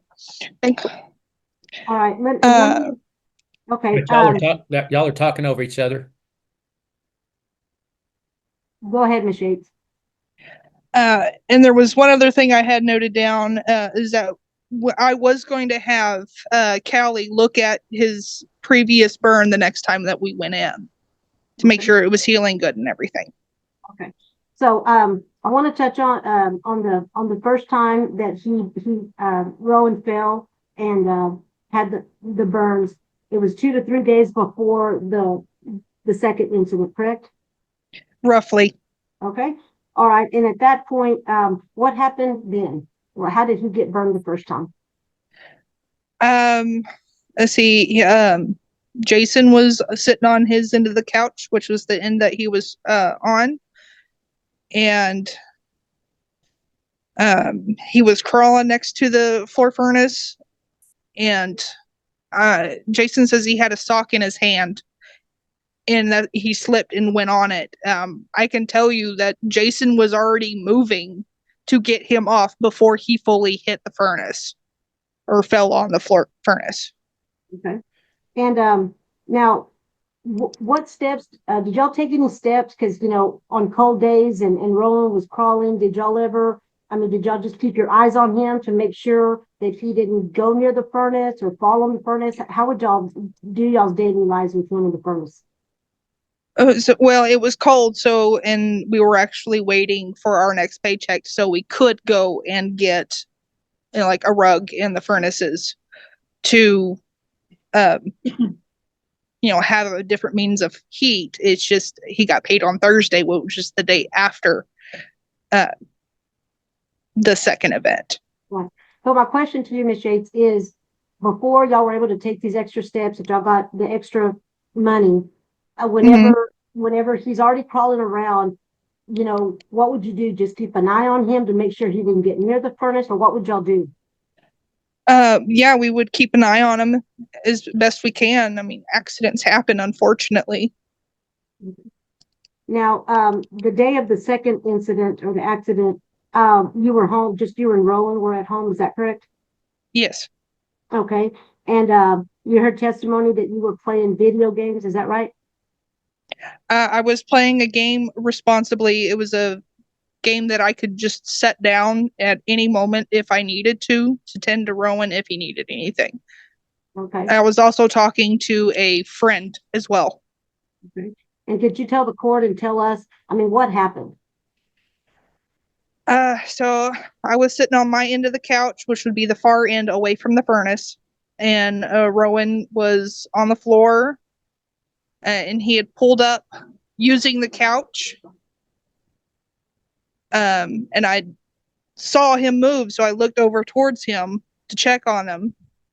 And then I had just looked back whenever I saw him fall from my peripheral vision. I can't tell you which way he fell. I don't remember that, and it was in my peripherals. But I don't even remember how, but my headset and controller ended up in the floor. Obviously, I put them there, but I don't remember taking it off and putting it in the floor. And then I was to him, and I don't know if I rolled him whenever I picked him up or if he rolled before I picked him up. It was that fast. Okay. So you saw him falling out of your peripheral vision and got up and went to him. Is that right? Yes. Okay. And once you picked him up, what steps did you take? So once I picked him up, we had the aloe vera there from the first incident. So I started applying it, and then I realized as I was assessing as I was doing that, and I'm like, this is a little bit much. I'm fairly certain we probably need to go to the hospital. I'm going to call 911 at the very least. The EMTs or paramedic will be able to tell me whether or not we need to go. And when they arrived, it was no question. We went. And then from there, y'all went to the hospital there in town. Is that right? In Pampa, 23 miles away. Okay. All right. And then from there, he was taken to Lubbock. Is that right? Yes. Okay. And Ms. Yates, just to be clear, at any time, have you taken your child and placed him on that grate intentionally? No, I have not. Have you ever had thoughts that maybe it's too much and you panicked and you get upset and you set him on that grate intentionally? No. Okay. Would you ever intentionally hurt your child? No. Have you intentionally ever hurt your child? No. And yet you stated that that you've taken steps now to cover that grate. It's not going to be used anymore. Is that correct? Unless it gets really, really, really, really, really cold. And it'd have to get like below 0. Okay. And do you have a plan in place? Granted, we're headed into the summertime, but do you have a plan in place if you stay in that home of what would happen later on if it got cold again and you have to use that grate to protect your son? We have that playpen for one. That it is very big, that we can set off to the side away from the heat source, and he can be in that, and it's good for up to 3 years is what it said, I believe. 3, yeah. That, and just keeping an eye on him as best we can, because of the carpet. If we try to put something metal on it, he'll try to pull up and it'll just scooch right out from underneath him. So we would be right back where we are now. And are you here today asking the court to return Rowan to y'all and for him to be placed back in the home with you? Yes, please. Okay. And if the court were to decide that it's best to to leave the department in the case just to keep eyes on y'all, would you be all right with Rowan being placed back with you, but that CPS or the department stay involved so they can monitor the situation at the home? Yeah, that's fine. I'll pass the witness. All right, Mr. Albee. Ms. Yates, did you suffer from any postpartum depression after the baby was born? Yes. Were you taking medications for that? Yes. And were you taking your medications appropriately? Yes. And were you still taking medications at the time of these two injuries? Yes. And your testimony is that the first time that your child burned himself, he was crawling and he slipped on a sock. Was his hands on the sock and he slipped? Is that what happened?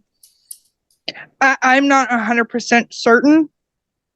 Jason was the one that was keeping a closer eye on him since he was on that side of the couch. Okay. So that day, Mr. Yates and you were present when the child slipped and fell onto the vent. Yes. And did you realize then that the vent was dangerous to the child? Yes. We knew before that. That's why we were doing our best to keep him off of it. Objection, Your Honor, non-responsive. No, overruled. Go ahead. Okay. So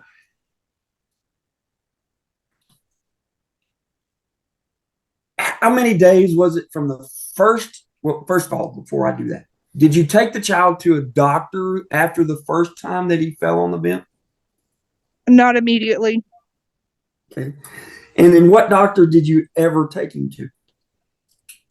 I would have taken him to his primary, Callie Crouch. Okay. And did you do that? Did you take your child to Miss or Dr. Crouch after the first injury on the vent? We had an appointment scheduled, and so I was going to at that appointment. Okay. So you hadn't taken the child to Dr. Crouch? Not as of yet, at that time. And then how many days was it between the first time the child fell on the vent and the second time the child fell on the vent? I do not remember the exact days, but it was between 3 and 5. And your testimony is that on this second day, it was still very cold, correct? Yes. And you hadn't covered that vent, correct? Correct. Mr. Yates was at work. Correct. And you were at home with your child on the couch that was next to this vent. I was on the couch. Rowan was in the floor. Okay. And you were watching Rowan. And yes. You were playing on your video game. And you were talking. No different than I would have been in crocheting. All right, ma'am, that's not necessary. I don't need sidebar comments. Yes, sir. Were you playing your video game? I was. Were you on the phone? No, I was using my headset to talk with a friend on the PlayStation Network. Okay. So it wasn't a phone, but you were talking with a friend while you were playing your video game. Yes. And at that time, the child fell as he pulled up on the couch and he was crawling down the couch and he slipped and fell onto the vent on that day, correct? He was 2 feet on the floor on the side of the couch and he slipped and fell on the furnace. Okay. And he had burn marks on his shoulder and on his side and on the side of his leg, correct? Not his shoulder. And these were later discovered to be second-degree burns.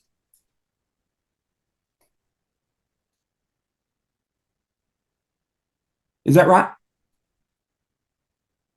I think she's frozen. I'm just glad it wasn't me. Miss Faith, can you hear me? I'm sorry, you cut out. I didn't hear anything. Yeah, you froze up for a minute. Go ask your question again, Mr. Alley. Were these second-degree burns? That's what I was told from the second event. And you took the child into Pampa to the doctor. Via ambulance, yes. And did you take the child to Dr. Crouch or take the child to an emergency room? It was an emergency room. And then the child was airlifted from, or was taken from Pampa to Lubbock. Via ambulance, yes. Okay. So he wasn't airlifted, it was just by ambulance? Yeah, because of the weather, they grounded the flights. So he was sent via ambulance. Okay.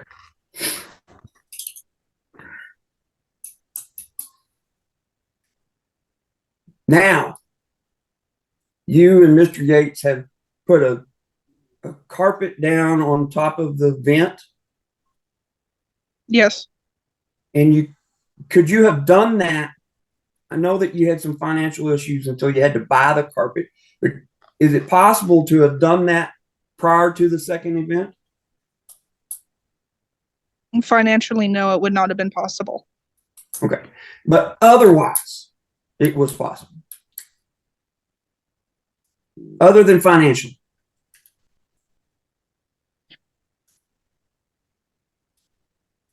There's nothing. I understand that you didn't have the money. That's your excuse. What my question is there wasn't any other reason other than you didn't have the money for the carpet not to put the carpet down prior to the other second than event? that, other than that, I don't. Excuse me. I'm going to object to the misstatement of the prior testimony. I believe the testimony wasn't that they didn't have enough money to buy a piece of carpet to cover it. The testimony was they didn't have enough money to buy space heaters. That's my objection, Judge. I'll sustain it. I think I recall them saying they didn't have the money for and I call it a rug, not a carpet. Carpet's like laying carpet, but was it a rug, ma'am? Yes, sir. It was a rug. A carpet, but a rug. We all know the difference. Yes. Okay. Yes. That's fine. I thought it was they didn't have money to buy the heaters and the rug, so that's fine. We get the point. So, all right. And Your Honor, that's all that I have. I'll pass. Okay. All right, Mr. Nowak. No questions, Judge. Ms. McDaniel. No questions, Your Honor. Okay. I think you've answered this, Ms. Faith, but I want to be sure. Is the sofa right next to this furnace? It is within a foot, yes. Okay. Did you ever consider moving the sofa farther from the furnace? Not in the immediacy. Okay. Okay. Now I got confused. One other question. You've testified. You've answered this twice. One time you said the second burn was 2 to 3 days. That was an answer I think Ms. Lucero asked you, and you said yes. And then you testified it was 3 to 5 days before the second burn. Which was it? 3 to 5. Okay. In the original affidavit, I believe it does say that as well. Okay. That's what I read in the affidavit. So, okay. Now I've got to be clear on this. Let's go back to the first burn. You and your husband were both on opposite ends of the couch, correct? Yes. And Rowan was he in the floor? Yes. Was he crawling, holding onto the sofa, or was he just crawling on the floor? He was just crawling on the floor. And that's when you said you think your husband said Rowan had a sock in his hand? I believe so. I didn't see how exactly it happened. I was doing something else, but Okay. also keeping an eye on him. But did Mr. Yates say that Rowan had a sock in his hand while he was crawling? Yes. Okay. So if I understand it correctly from what he said, and then he was crawling with a sock in his hand, and the sock being in his hand caused that hand to slip out from under him and he fell on the furnace. Is that what you understand? That's what I understand. Okay. Now let's talk about the second burn. You were Yes, on sir. which were you on the end of the sofa closest to the furnace or the other end of the sofa? The other end. All right. And was Rowan, is this the time he was walking, kind of hanging on to the couch? He was walking along the couch like he was standing on the floor next to the couch and using the couch. All right. Yeah. Using the couch to keep his balance. Yes. So if you're on one end and he was walking along he must have been walking along. He passed you and he was hanging onto the sofa and then he fell onto the furnace. Does that sound right? No, he was on the floor and he was playing in the floor, like in front of me and slightly to my right in the area that we have between the couch and the TV. Okay, so if he's on the floor, then he wasn't walking when he fell onto the furnace the second time. Yes, sir. Let me clarify. Yeah. So he was originally playing in the floor. He had pulled up like just moments before he fell. Like I would say within 5 minutes. Whenever he used the couch to pull up, and then he fell. Okay, so he was on his feet, holding onto the couch when he fell Yes. the second time, and he fell onto the furnace. Yes. Okay. All right. Okay, that's all I had. Does anyone else have further questions for Ms. Faith? Okay. No, Your Honor. All right then. Ms. Lucera, did you have any other witnesses? No, Your Honor, I do not. All right, thank you. Mr. Nowak, any witnesses? Call Dr. Callie Crouch, please, Judge. Okay. Dr. Crouch, it's nice to kind of meet you kind of in person. Yeah. Thanks for taking my phone calls over these last couple of weeks. Would you state your name, please? My name's Callie Ann Crouch. And what do you do for a living? I'm a nurse practitioner. Okay. And what is your educational background? I have 2 masters and then I also have a doctorate of nursing practice And where is your current practice? in Miami, Texas. And how long have you been there? 3.5 years. Okay. Prior to that, were you in school? Prior to that, I did work in Pampa for about 2 years, probably. Doing? Nurse practitioner. Okay. Are you familiar with Rowan? Yes.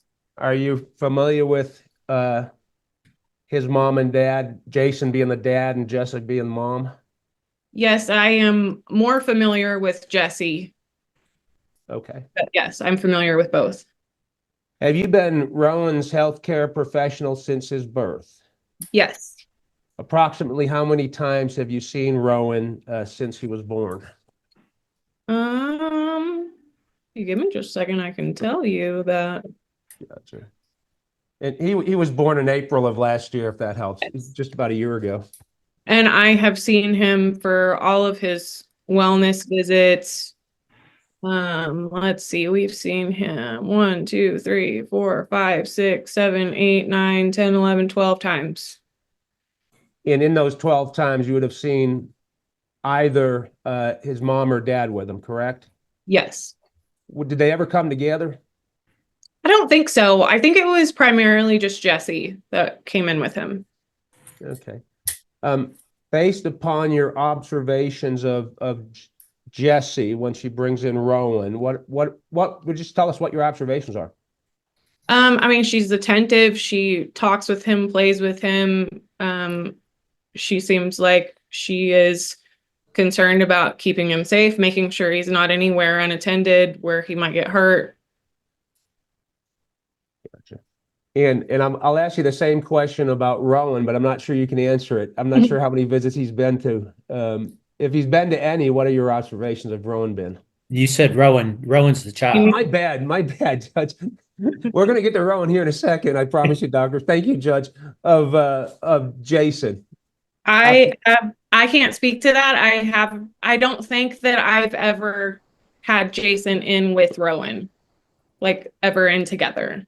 Okay. And this might sound like a silly question, but when Jesse brings Rowan in, it's during business hours, correct? Yes. And you know from the family history that Jason is the breadwinner in the house, right? Yes, I do. So he'd typically be at work earning money when Jesse's bringing baby to see you, correct? Yeah. Okay. Yeah. Now, what have been your observations of Rowan during the visits? He's always been happy, active. He's very attached to his mother. So it seems like there's a good attachment, a good bond there. He gets a full unclothed exam at least at all of his wellness exams. He has never come in with any kind of injury, never had anything happen where there's like a questionable history. But overall, just happy kid, pretty active, hard to keep hold of. And you may have answered this in that answer, but let me ask you anyway. Based upon your observations, have you seen any indications of neglect of Rowan by either mom or dad? No. Based upon your observations, have you seen any indications or suggestions of abuse of Rowan by mom or dad? Absolutely not. Now, you understand we're here today because Rowan was burned twice, apparently on some sort of grate that comes out of the furnace? Yes. Okay. Have you seen Rowan since the last... We were supposed to do this March 14th. Do you remember? Yes, I do. And then Mother Nature sent us a gust of wind. Yes. Since that day, have you had the opportunity to see the child? I saw him for his 30-day checkup on the 19th. Okay. Would you March, I'm sorry. What month? Oh, March the 19th. Okay, thank you. And same observations, no indications of abuse or neglect? No. Okay. In your opinion, doctor, would there be an immediate danger to Rowan's physical health or safety to be returned to mom and dad today? No. And again, in your opinion, would it be contrary to Rowan's welfare to return the child to his parents? No. There was some discussion about postpartum depression. Yes. On behalf of Jesse, obviously. Is that under control? Yes. How do we know that? We started treating that probably about 2 months postpartum whenever she went back to work. And it's just been very closely followed. She has follow-ups between every month to every 3 months, depending on how she's doing. She's very good about keeping track of how her symptoms are. If she feels like something isn't working, she's always quick to make an appointment. But she has been stable on her current medication for several months at this point. She's been compliant, in other words. Yes, she's been very compliant.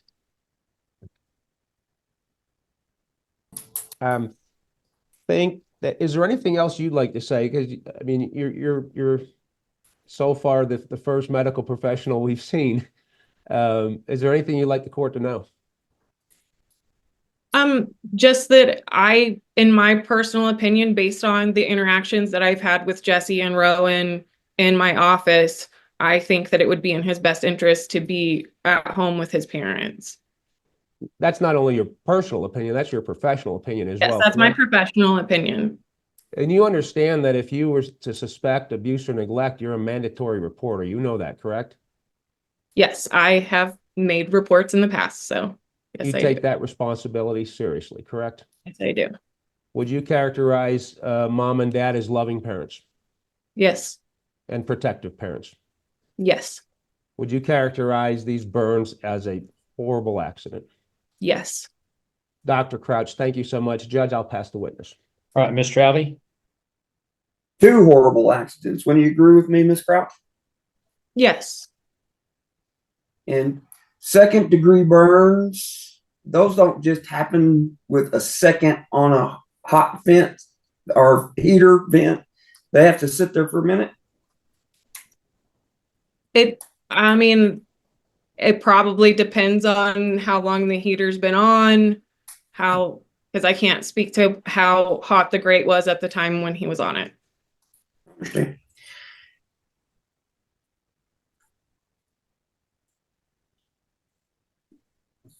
Miss Faith didn't bring Rowan into you after the first burn injury. Is that correct? Correct. So you didn't see that burn? No, I did not. Were you aware of it? I was not aware of it until after the second. Okay. And then the second time, the ambulance took the child into Pampa. do you practice in the Pampa Hospital? I do not. They went to the emergency department. So you didn't see the child then either, did you? No. And when you saw the child on the 19th, was this child still recovering from the burns? No, they were fully healed. Were there burn scars? Yes. Where were those scars located? To the lateral left thigh, I believe the forearms and the abdomen.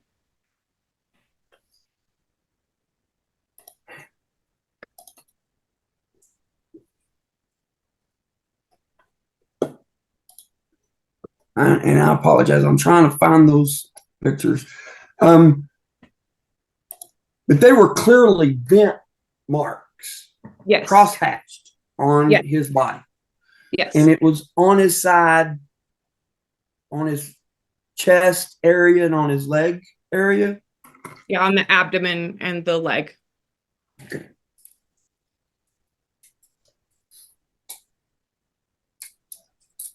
Thank you, doctor. Or it's not doctor, it's Nurse Crouch. Is that right? Or how do you say that? Well, I have my doctorate, so you can use doctor Okay. if you prefer. Okay. You're not a medical doctor though, you're a nurse practitioner? Correct. And do you have any specialties in pediatric harm? No, I'm just family nurse practitioner.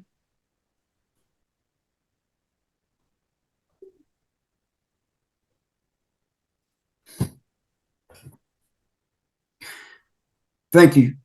I'll pass it, Mr. All right, Ms. Lucero. Thank you. Dr. Crouch, whenever you saw Rowan on March 19th, who brought him in? His grandmother, Carol Bursell. Okay. And you stated that the burns were fully healed, but there was some scarring. Is that correct? Yes.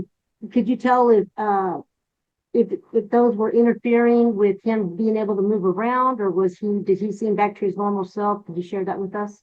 He seemed back to his normal self, very active, didn't appear to have any difficulties. I'll pass the witness. Ms. McDaniel. No questions, Your Honor. All right. All right. Anyone follow-ups? Nothing other than just thank Dr. Crouch for rescheduling a couple times for me. Thank you, ma'am. Okay. Dr. Crouch, when this case started, these burns both burns, they were in 3 to 5 days of each other, but this case came about February 12th of 2025. Okay. Mm-hmm. So it was over a month from Yes. when these two accidents or burns occurred before you actually saw Rowan. Is that right? Yes, that's correct. Okay. Then my only other question is, first, well, I say this to lawyers all the time. No lawyer asks one more question, but have you been given information about what happened during each of these burns to Rowan? I'm basically the same information that y'all have been discussing. I mean, not anything outside. Well, who told you what happened for each burn to Rowan? Who gave you information about what happened? Jesse. Okay. And what did she tell you about the first burn? How it happened?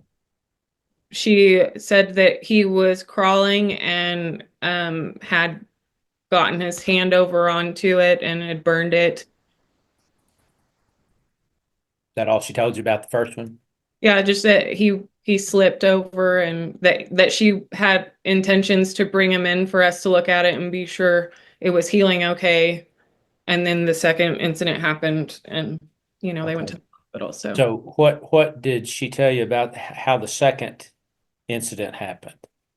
That he was cruising along, which is when they're walking on their feet using furniture, tables, those kinds of things to keep their balance.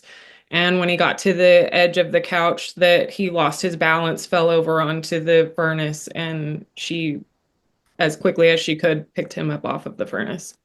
Did she tell you where she was located when he fell the second time? No, she didn't give me those details. Okay. And did she tell you what she was doing at the time that he fell the second time? No. Okay. Thank you, doctor. Okay. Anyone else have further questions for her? No, Judge. Okay, then. Can she be excused? No objection. Yes. Thanks again, Dr. Crouch. Okay. Dr. Crouch, thank you for your testimony, and I apologize that it took so long for us to get you on, especially the first time. But that first day, we were losing people right and left because of the weather. So anyway, we thank you for coming back to testify for us. Yeah, you're very welcome. Thank you. Thank you. Okay. I don't have anybody in my waiting room. Does anybody have any further witnesses for today? Briefly call Jason Yates, Judge. Okay. All right. Let me get this off my screen. Yes, sir. We've talked about, tell us, you were there for the first burn. Just real briefly, tell us what happened. Okay. I was sitting there on the edge of the couch, closest to the furnace. I had been playing with him, and he decided he wanted to crawl off, so I let him go. He grabbed one of his socks, crawled for a couple of inches, and it slipped out from under him, and he ended up rolling. And as he's going down, I'm already up and moving, scooping him up as quick as I can. Okay. And being, right there beside him. It was before he even fully hit the furnace. And I think I heard Jesse. Do you call her Jessica or Jessie? It depends on the moment. I don't want to know the difference. All right, I'll call her Jessica. You heard Jessica testify earlier that after that first burn, y'all made the decision to buy space heaters, correct? Yes. How come you didn't go out and buy them that day after that first burn? I did not have the money. Okay. Did you buy them the minute you had enough money? I bought them, I would have, but CPS showed up Thursday, so I had to rush home after work. Couldn't get them then, and so Friday, the following day, I went and got them. Okay. Now, the floor furnace, that's been pilot lights off? As soon as the CPS visit was over, the first time she came by the house with me, I turned it off right then. Okay. And since then, to the extent you've needed heat, you've used space heaters? Yes, sir. And you've got a big playpen for Rowan? Yes, sir. Have you noticed a difference in your electric bill since using the space heaters? That's an Your Honor, it's not relevant what his financial situation is since he got that space heater. Sustain. How much money do you make an hour? $13.50. $13.50. Yes, sir. Are you asking the court to return Rowan to you and Jessica today? Yes, sir, I am. And if the court says, well, okay, but, we're going to stay involved in your lives for a little bit just to double check up on Rowan and on both of y'all, would you be okay with that? Yes, sir, I would. And if there was any service the department could provide to y'all to make your home safer, would you be more than willing to say, yes, thank you? I will gladly do so. Thank you so much, Jason. Judge, I'll pass the witness. Mr. Abbey? Mr. Yates, my understanding from your testimony is that on the first time that Rowan slipped and fell, you were sitting on the couch, you saw him fall onto the grate. Before he even hit the grate, you were moving to try to get him picked up. Yes, sir. And would you agree with me that his injuries or his burns were not as bad the first time as they were the second time? Yes, sir. Second time, you weren't home. No, sir, I was at work. And that's important for your families, for you to be working, correct? Yes, sir. And have you heard what Jessica has said happened the second time? Yes, sir. And did you hear her say that she jumped as soon as she saw Rowan fall onto the grate and picked him up? Yes, sir. But his burns were worse the second time. Well, there is a difference in distance. I was right beside the gate, within inches of it. Where she was sitting would have been a couple of feet. You got a 6-foot couch? Well, let me just clarify, Mr. Yates. You said you were inches from the gate. Did you mean grate? Yes, sir. I'm sorry. Okay, there wasn't a gate around there anywhere, was there? No. Okay, all right. Go ahead, Mr. Alley. You got a 6-foot couch? Roughly, yes. Max, it's 2 strides long? Probably. I haven't measured. Okay.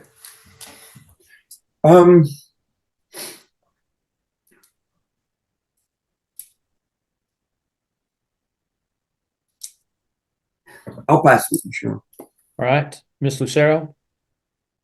Mr. Yates, I know that there were 2 accidents regarding Rowan, but as far as Jessica's care of Rowan, do you have any concerns, safety concerns leaving Rowan with her when you go off to work? No, ma'am, I do not. Okay. Do you believe that she's a good mom, in your opinion? From everything I have witnessed every day of his life, yes, she is. I'll pass the witness. Miss McDaniel. No questions, Your Honor.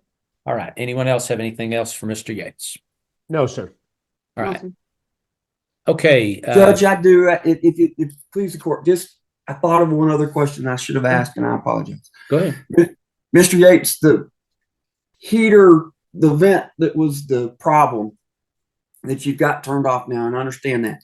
At the time, did you have the temperature set at about the same level on both dates of the 2 injuries? Yes. Okay. Thank you. I'll pass with you. Okay. All right. If there's nothing else of him, then does anybody else have any witnesses that are available at this time? Okay. All right. As I stated earlier, court's not ready to make a decision on the adversary till I hear from Dr. Hanson. Leslie, if you would please just kind of get with her when you can locate her and see how quickly we could get that back, and then we'll send an email to everybody. Okay, I'll do that, Judge. Thank you. Sorry, we're gonna have to come back a third time.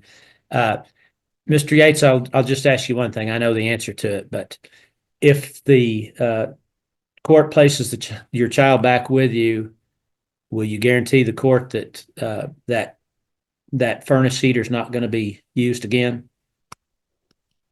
You can count on that, Your Honor. Okay. All right. Okay. Fair enough. I thought that's what you'd say. Okay. We will stand in recess for today, and I apologize again, but the court's not. I'm just not comfortable making a decision until I hear from another expert. Judge, Your Honor, I have a question. Sorry. What's Judge. that? I'm not sure exactly what type of visits the parents are having. I know that they're placed with one set of grandparents. I'm thinking it's the maternal grandparents. I'm just making sure that they're having visits. Who needs to answer that? You and me, because You're getting bad feedback, Haven. If you could either turn down your volume or whoever can. I mean, the parents can answer it. What kind of visits are y'all getting? We get Go ahead, Jason. 1-hour visits once a week. They are supervised here at the local Methodist church. Okay. Somebody from the church supervises them? Casa? I guess. St. Francis. St. Fran. Okay. And correct me if I'm wrong, is it the maternal grandparents or maternal great grandparents? And I'm talking about to Rowan. Great grandparents to Rowan. Okay. Your grandmother, your grandparents. Yes. Does everybody get along? Yes. Mr. Yates, you get along with your in-laws and your great grandparents? Very much so. Would y'all prefer to have the visits supervised by them rather than at St. Francis or at the church on behalf of St. Francis? If they could. If they could, that'd be awesome. Okay. Why don't you check with them? So I will say this today, if the grandparents are willing to supervise the visits, then I'll allow that. If the department didn't think that they were safe enough to keep the child, then I don't see why they worry about you doing the visit. You understand, they'll need to be supervised. I don't want to have to come back later and say, okay, grandparents said, why don't you take Rowan to get some ice cream or something? Then I say, okay, I got to pull Rowan. Let's not go there. So, but Judge, I'm can we, going that can you we get have, maybe more than an hour? yeah, I'm getting there, Mr. Nowak. Sorry. I'm going to order that the parents have 2-hour visits twice weekly if the grandparents can accommodate them. If they can't, if they can only do one of those 2-hour visits, then we'll do the other one at St. Francis at the church. So just anyway, that's where we'll leave it until hopefully we can get back with Dr. Hanson very quickly, and then the court will be ready to rule. So, okay. We will stand in recess. This was our last case for the day, so we'll be in recess, and our office will notify everybody by email when we can reconvene to get Dr. Hanson's testimony. So y'all have a good rest of your week and have a good weekend. You as well, Judge. Thank you. Thank you, Judge. Thank you, Judge. Thank you, Judge. I think I told everybody I had to record this, so if anybody needs it, get with our office, we'll give you the link. Okay.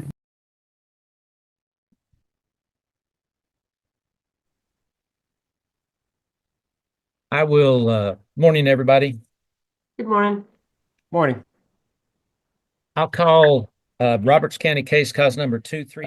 This is a status hearing. Mr. Alvey's with us for the department. Ms. Williamson's with us for CASA. Ms. McDaniel's with us representing the child. Mr. Nowak is with us representing the father, Mr. Yates, who is with us. And Ms. Lucero is with us representing the mother, Ms. Faith, who is with us. That accounts for all the parties. Oh, I lost Jason Yates. He's back in the waiting room. Let me get him in. And Antar Outley will be testifying in this case also, Your Honor. Okay, he dropped off, but he's in the waiting room. Let me get him back in. That only leaves me with Galen Couts is still in the waiting room. Do we know who that is? No one? That's our volunteer on the next case at 10. Okay. All right. Thank you. Great. Okay. Everyone is with us. Mr. Alvey, you may proceed. Thank you, Your Honor. I would call Mr. Anton Outley. All right. Mr. Outley, if you'd unmute. Subject to this case. Yes. And he is still placed in the home with his mom and dad. Yes. And have you been able to visit with him in the home? Yes, I saw him on the 25th. And is that home, in your opinion, safe for the child at this time? Yes. Did you have any concerns with the environment of the house when you were last in the home? No. Were you able to develop a service plan for Miss Faith, the child's mother? Yes. And was that service plan developed based upon the specific needs of Miss Faith and the child in this case? Yes. Yeah. I don't know if we want to start and stop the final so we can at least get it started. I've got about 30% left on my laptop battery.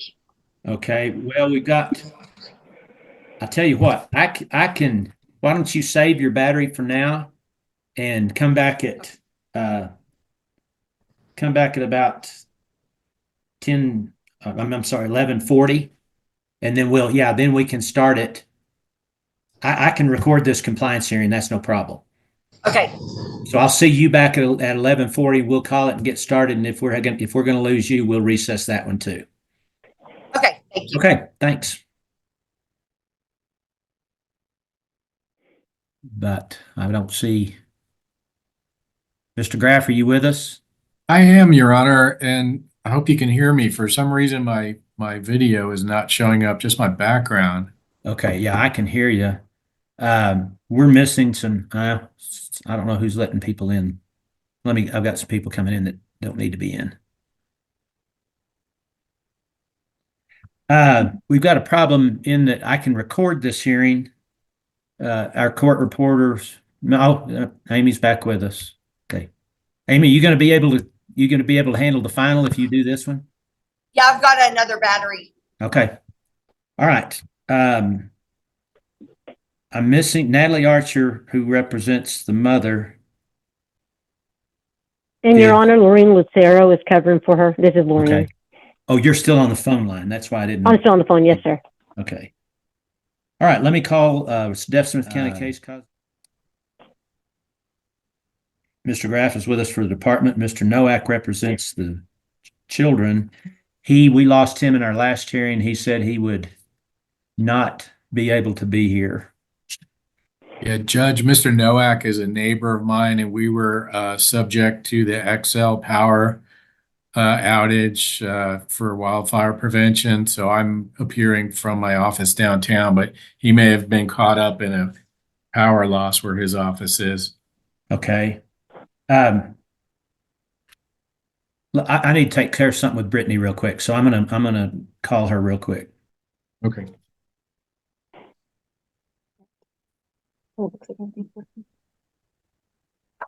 And I know Judge is off, but if I disappear, guys, the power just went out a block from me. So I don't know how long I'm going to have electricity myself. Yeah, we just lost power here too, like 20, 30 minutes ago. Yeah, so they disconnected literally the next block over just now. So Sounds like it's going to be touch and go today. yes, Yep. yes, sir. Leslie, how's the wind out where you're at? So far, we hadn't heard anything. I know it's supposed to hit at some point, but yeah, and where we're at is kind of sheltered a little bit because we're on the second floor, and so you can't hear a lot of wind noise. But That's good. yeah, so far so good. I hope y'all are all safe. Okay, Yeah, I'm back on this Hebner case. I don't know how far I got. The phone was ringing. Things are crazy. I'm going to just start again. Mr. Graff's with us for the department. Mr. Nowak does not have power. He informed us at the last hearing that he would not be here for this hearing. He represents the children. I'm fine to go forward with him not being here. Miss Lucero is covering for Miss Archer for the mother, Miss Garcia. Yes. And she's with us. And I assume that's and I've got a Noah Garcia and a Karen Garcia. Are y'all both together? Yes. Okay, we've got them there. Miss Lucero is with us for Mr. Noah Garcia. Miss Kincaid's with us for Karen Garcia. So we got everybody covered except for Mr. Nowak. And I'm fine to go forward with that since it's just a compliance hearing. So I've got a bunch of people in the waiting room. Most of them are probably for my final that we're late on too. So Mr. Graff, who do you need in for this? Judge, I'm looking for Jennifer Casares or Casares. I'm not sure how she pronounces that. Okay. All right, I'm bringing her in now. And Judge, I already let them know, but they just cut the power a block from me. So if I disappear, it's not of my own volition. Okay, if it happens, I'll just tell everybody now. I'll just recess it since this is a compliance hearing. We don't have the deadline. So, or I can just recess it now if we don't want to mess with that. It's just whatever y'all want to do. If you want to try to do it, let's get it done. So. I think it should be a good update, so it should be short, Judge. Okay, all right, well, then let's go. Then Mr. Graff, Ms. Thank Casares you. is with us. Yes, thank you, Your Honor. Ms. Casares, if you could just go ahead and give an update. She's not sworn in yet. Ms. Casares, if you'd unmute.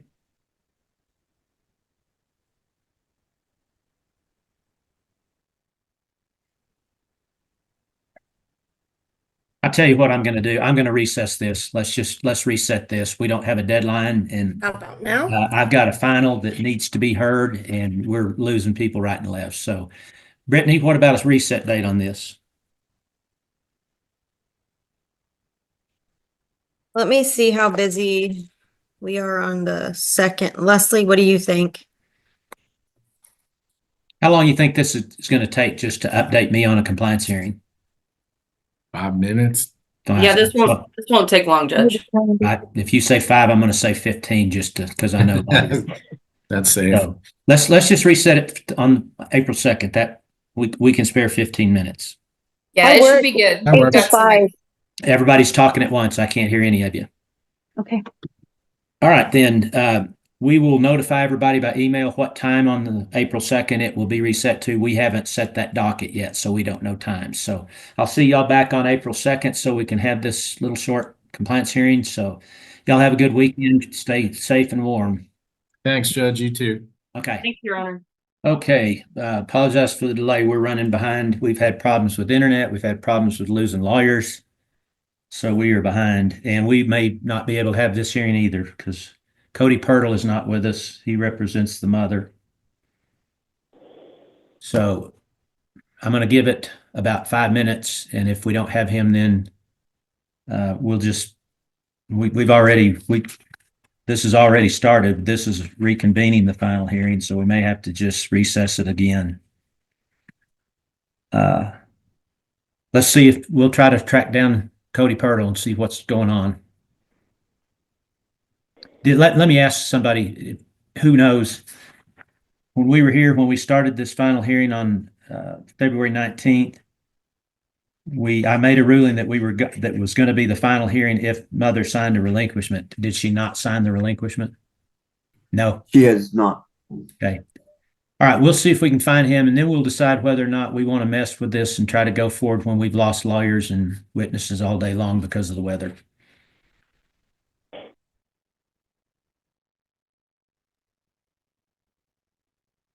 Okay, we've tried to reach Mr. Pirtle. There's no answer at his office. Let's get everybody back on.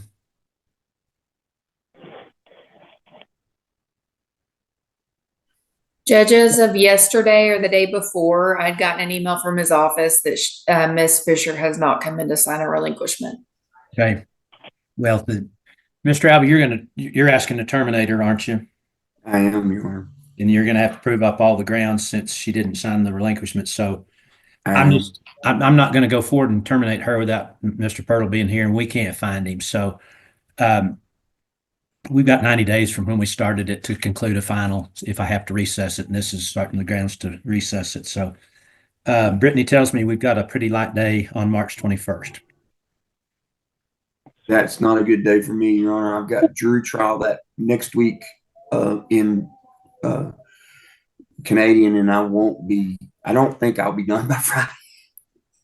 You started jury trial the week after March 21st, or the week? We start.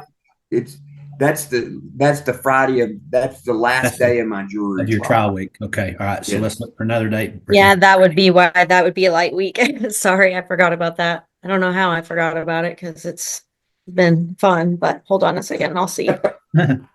Brittany, if you want to check April 16th, it doesn't look like we have very much that day. I think there's maybe 3 or 4 cases. Leslie, is that the week I'm in trial in the Oakland case? No, you're in the Oakland case the week before. Perfect. Okay.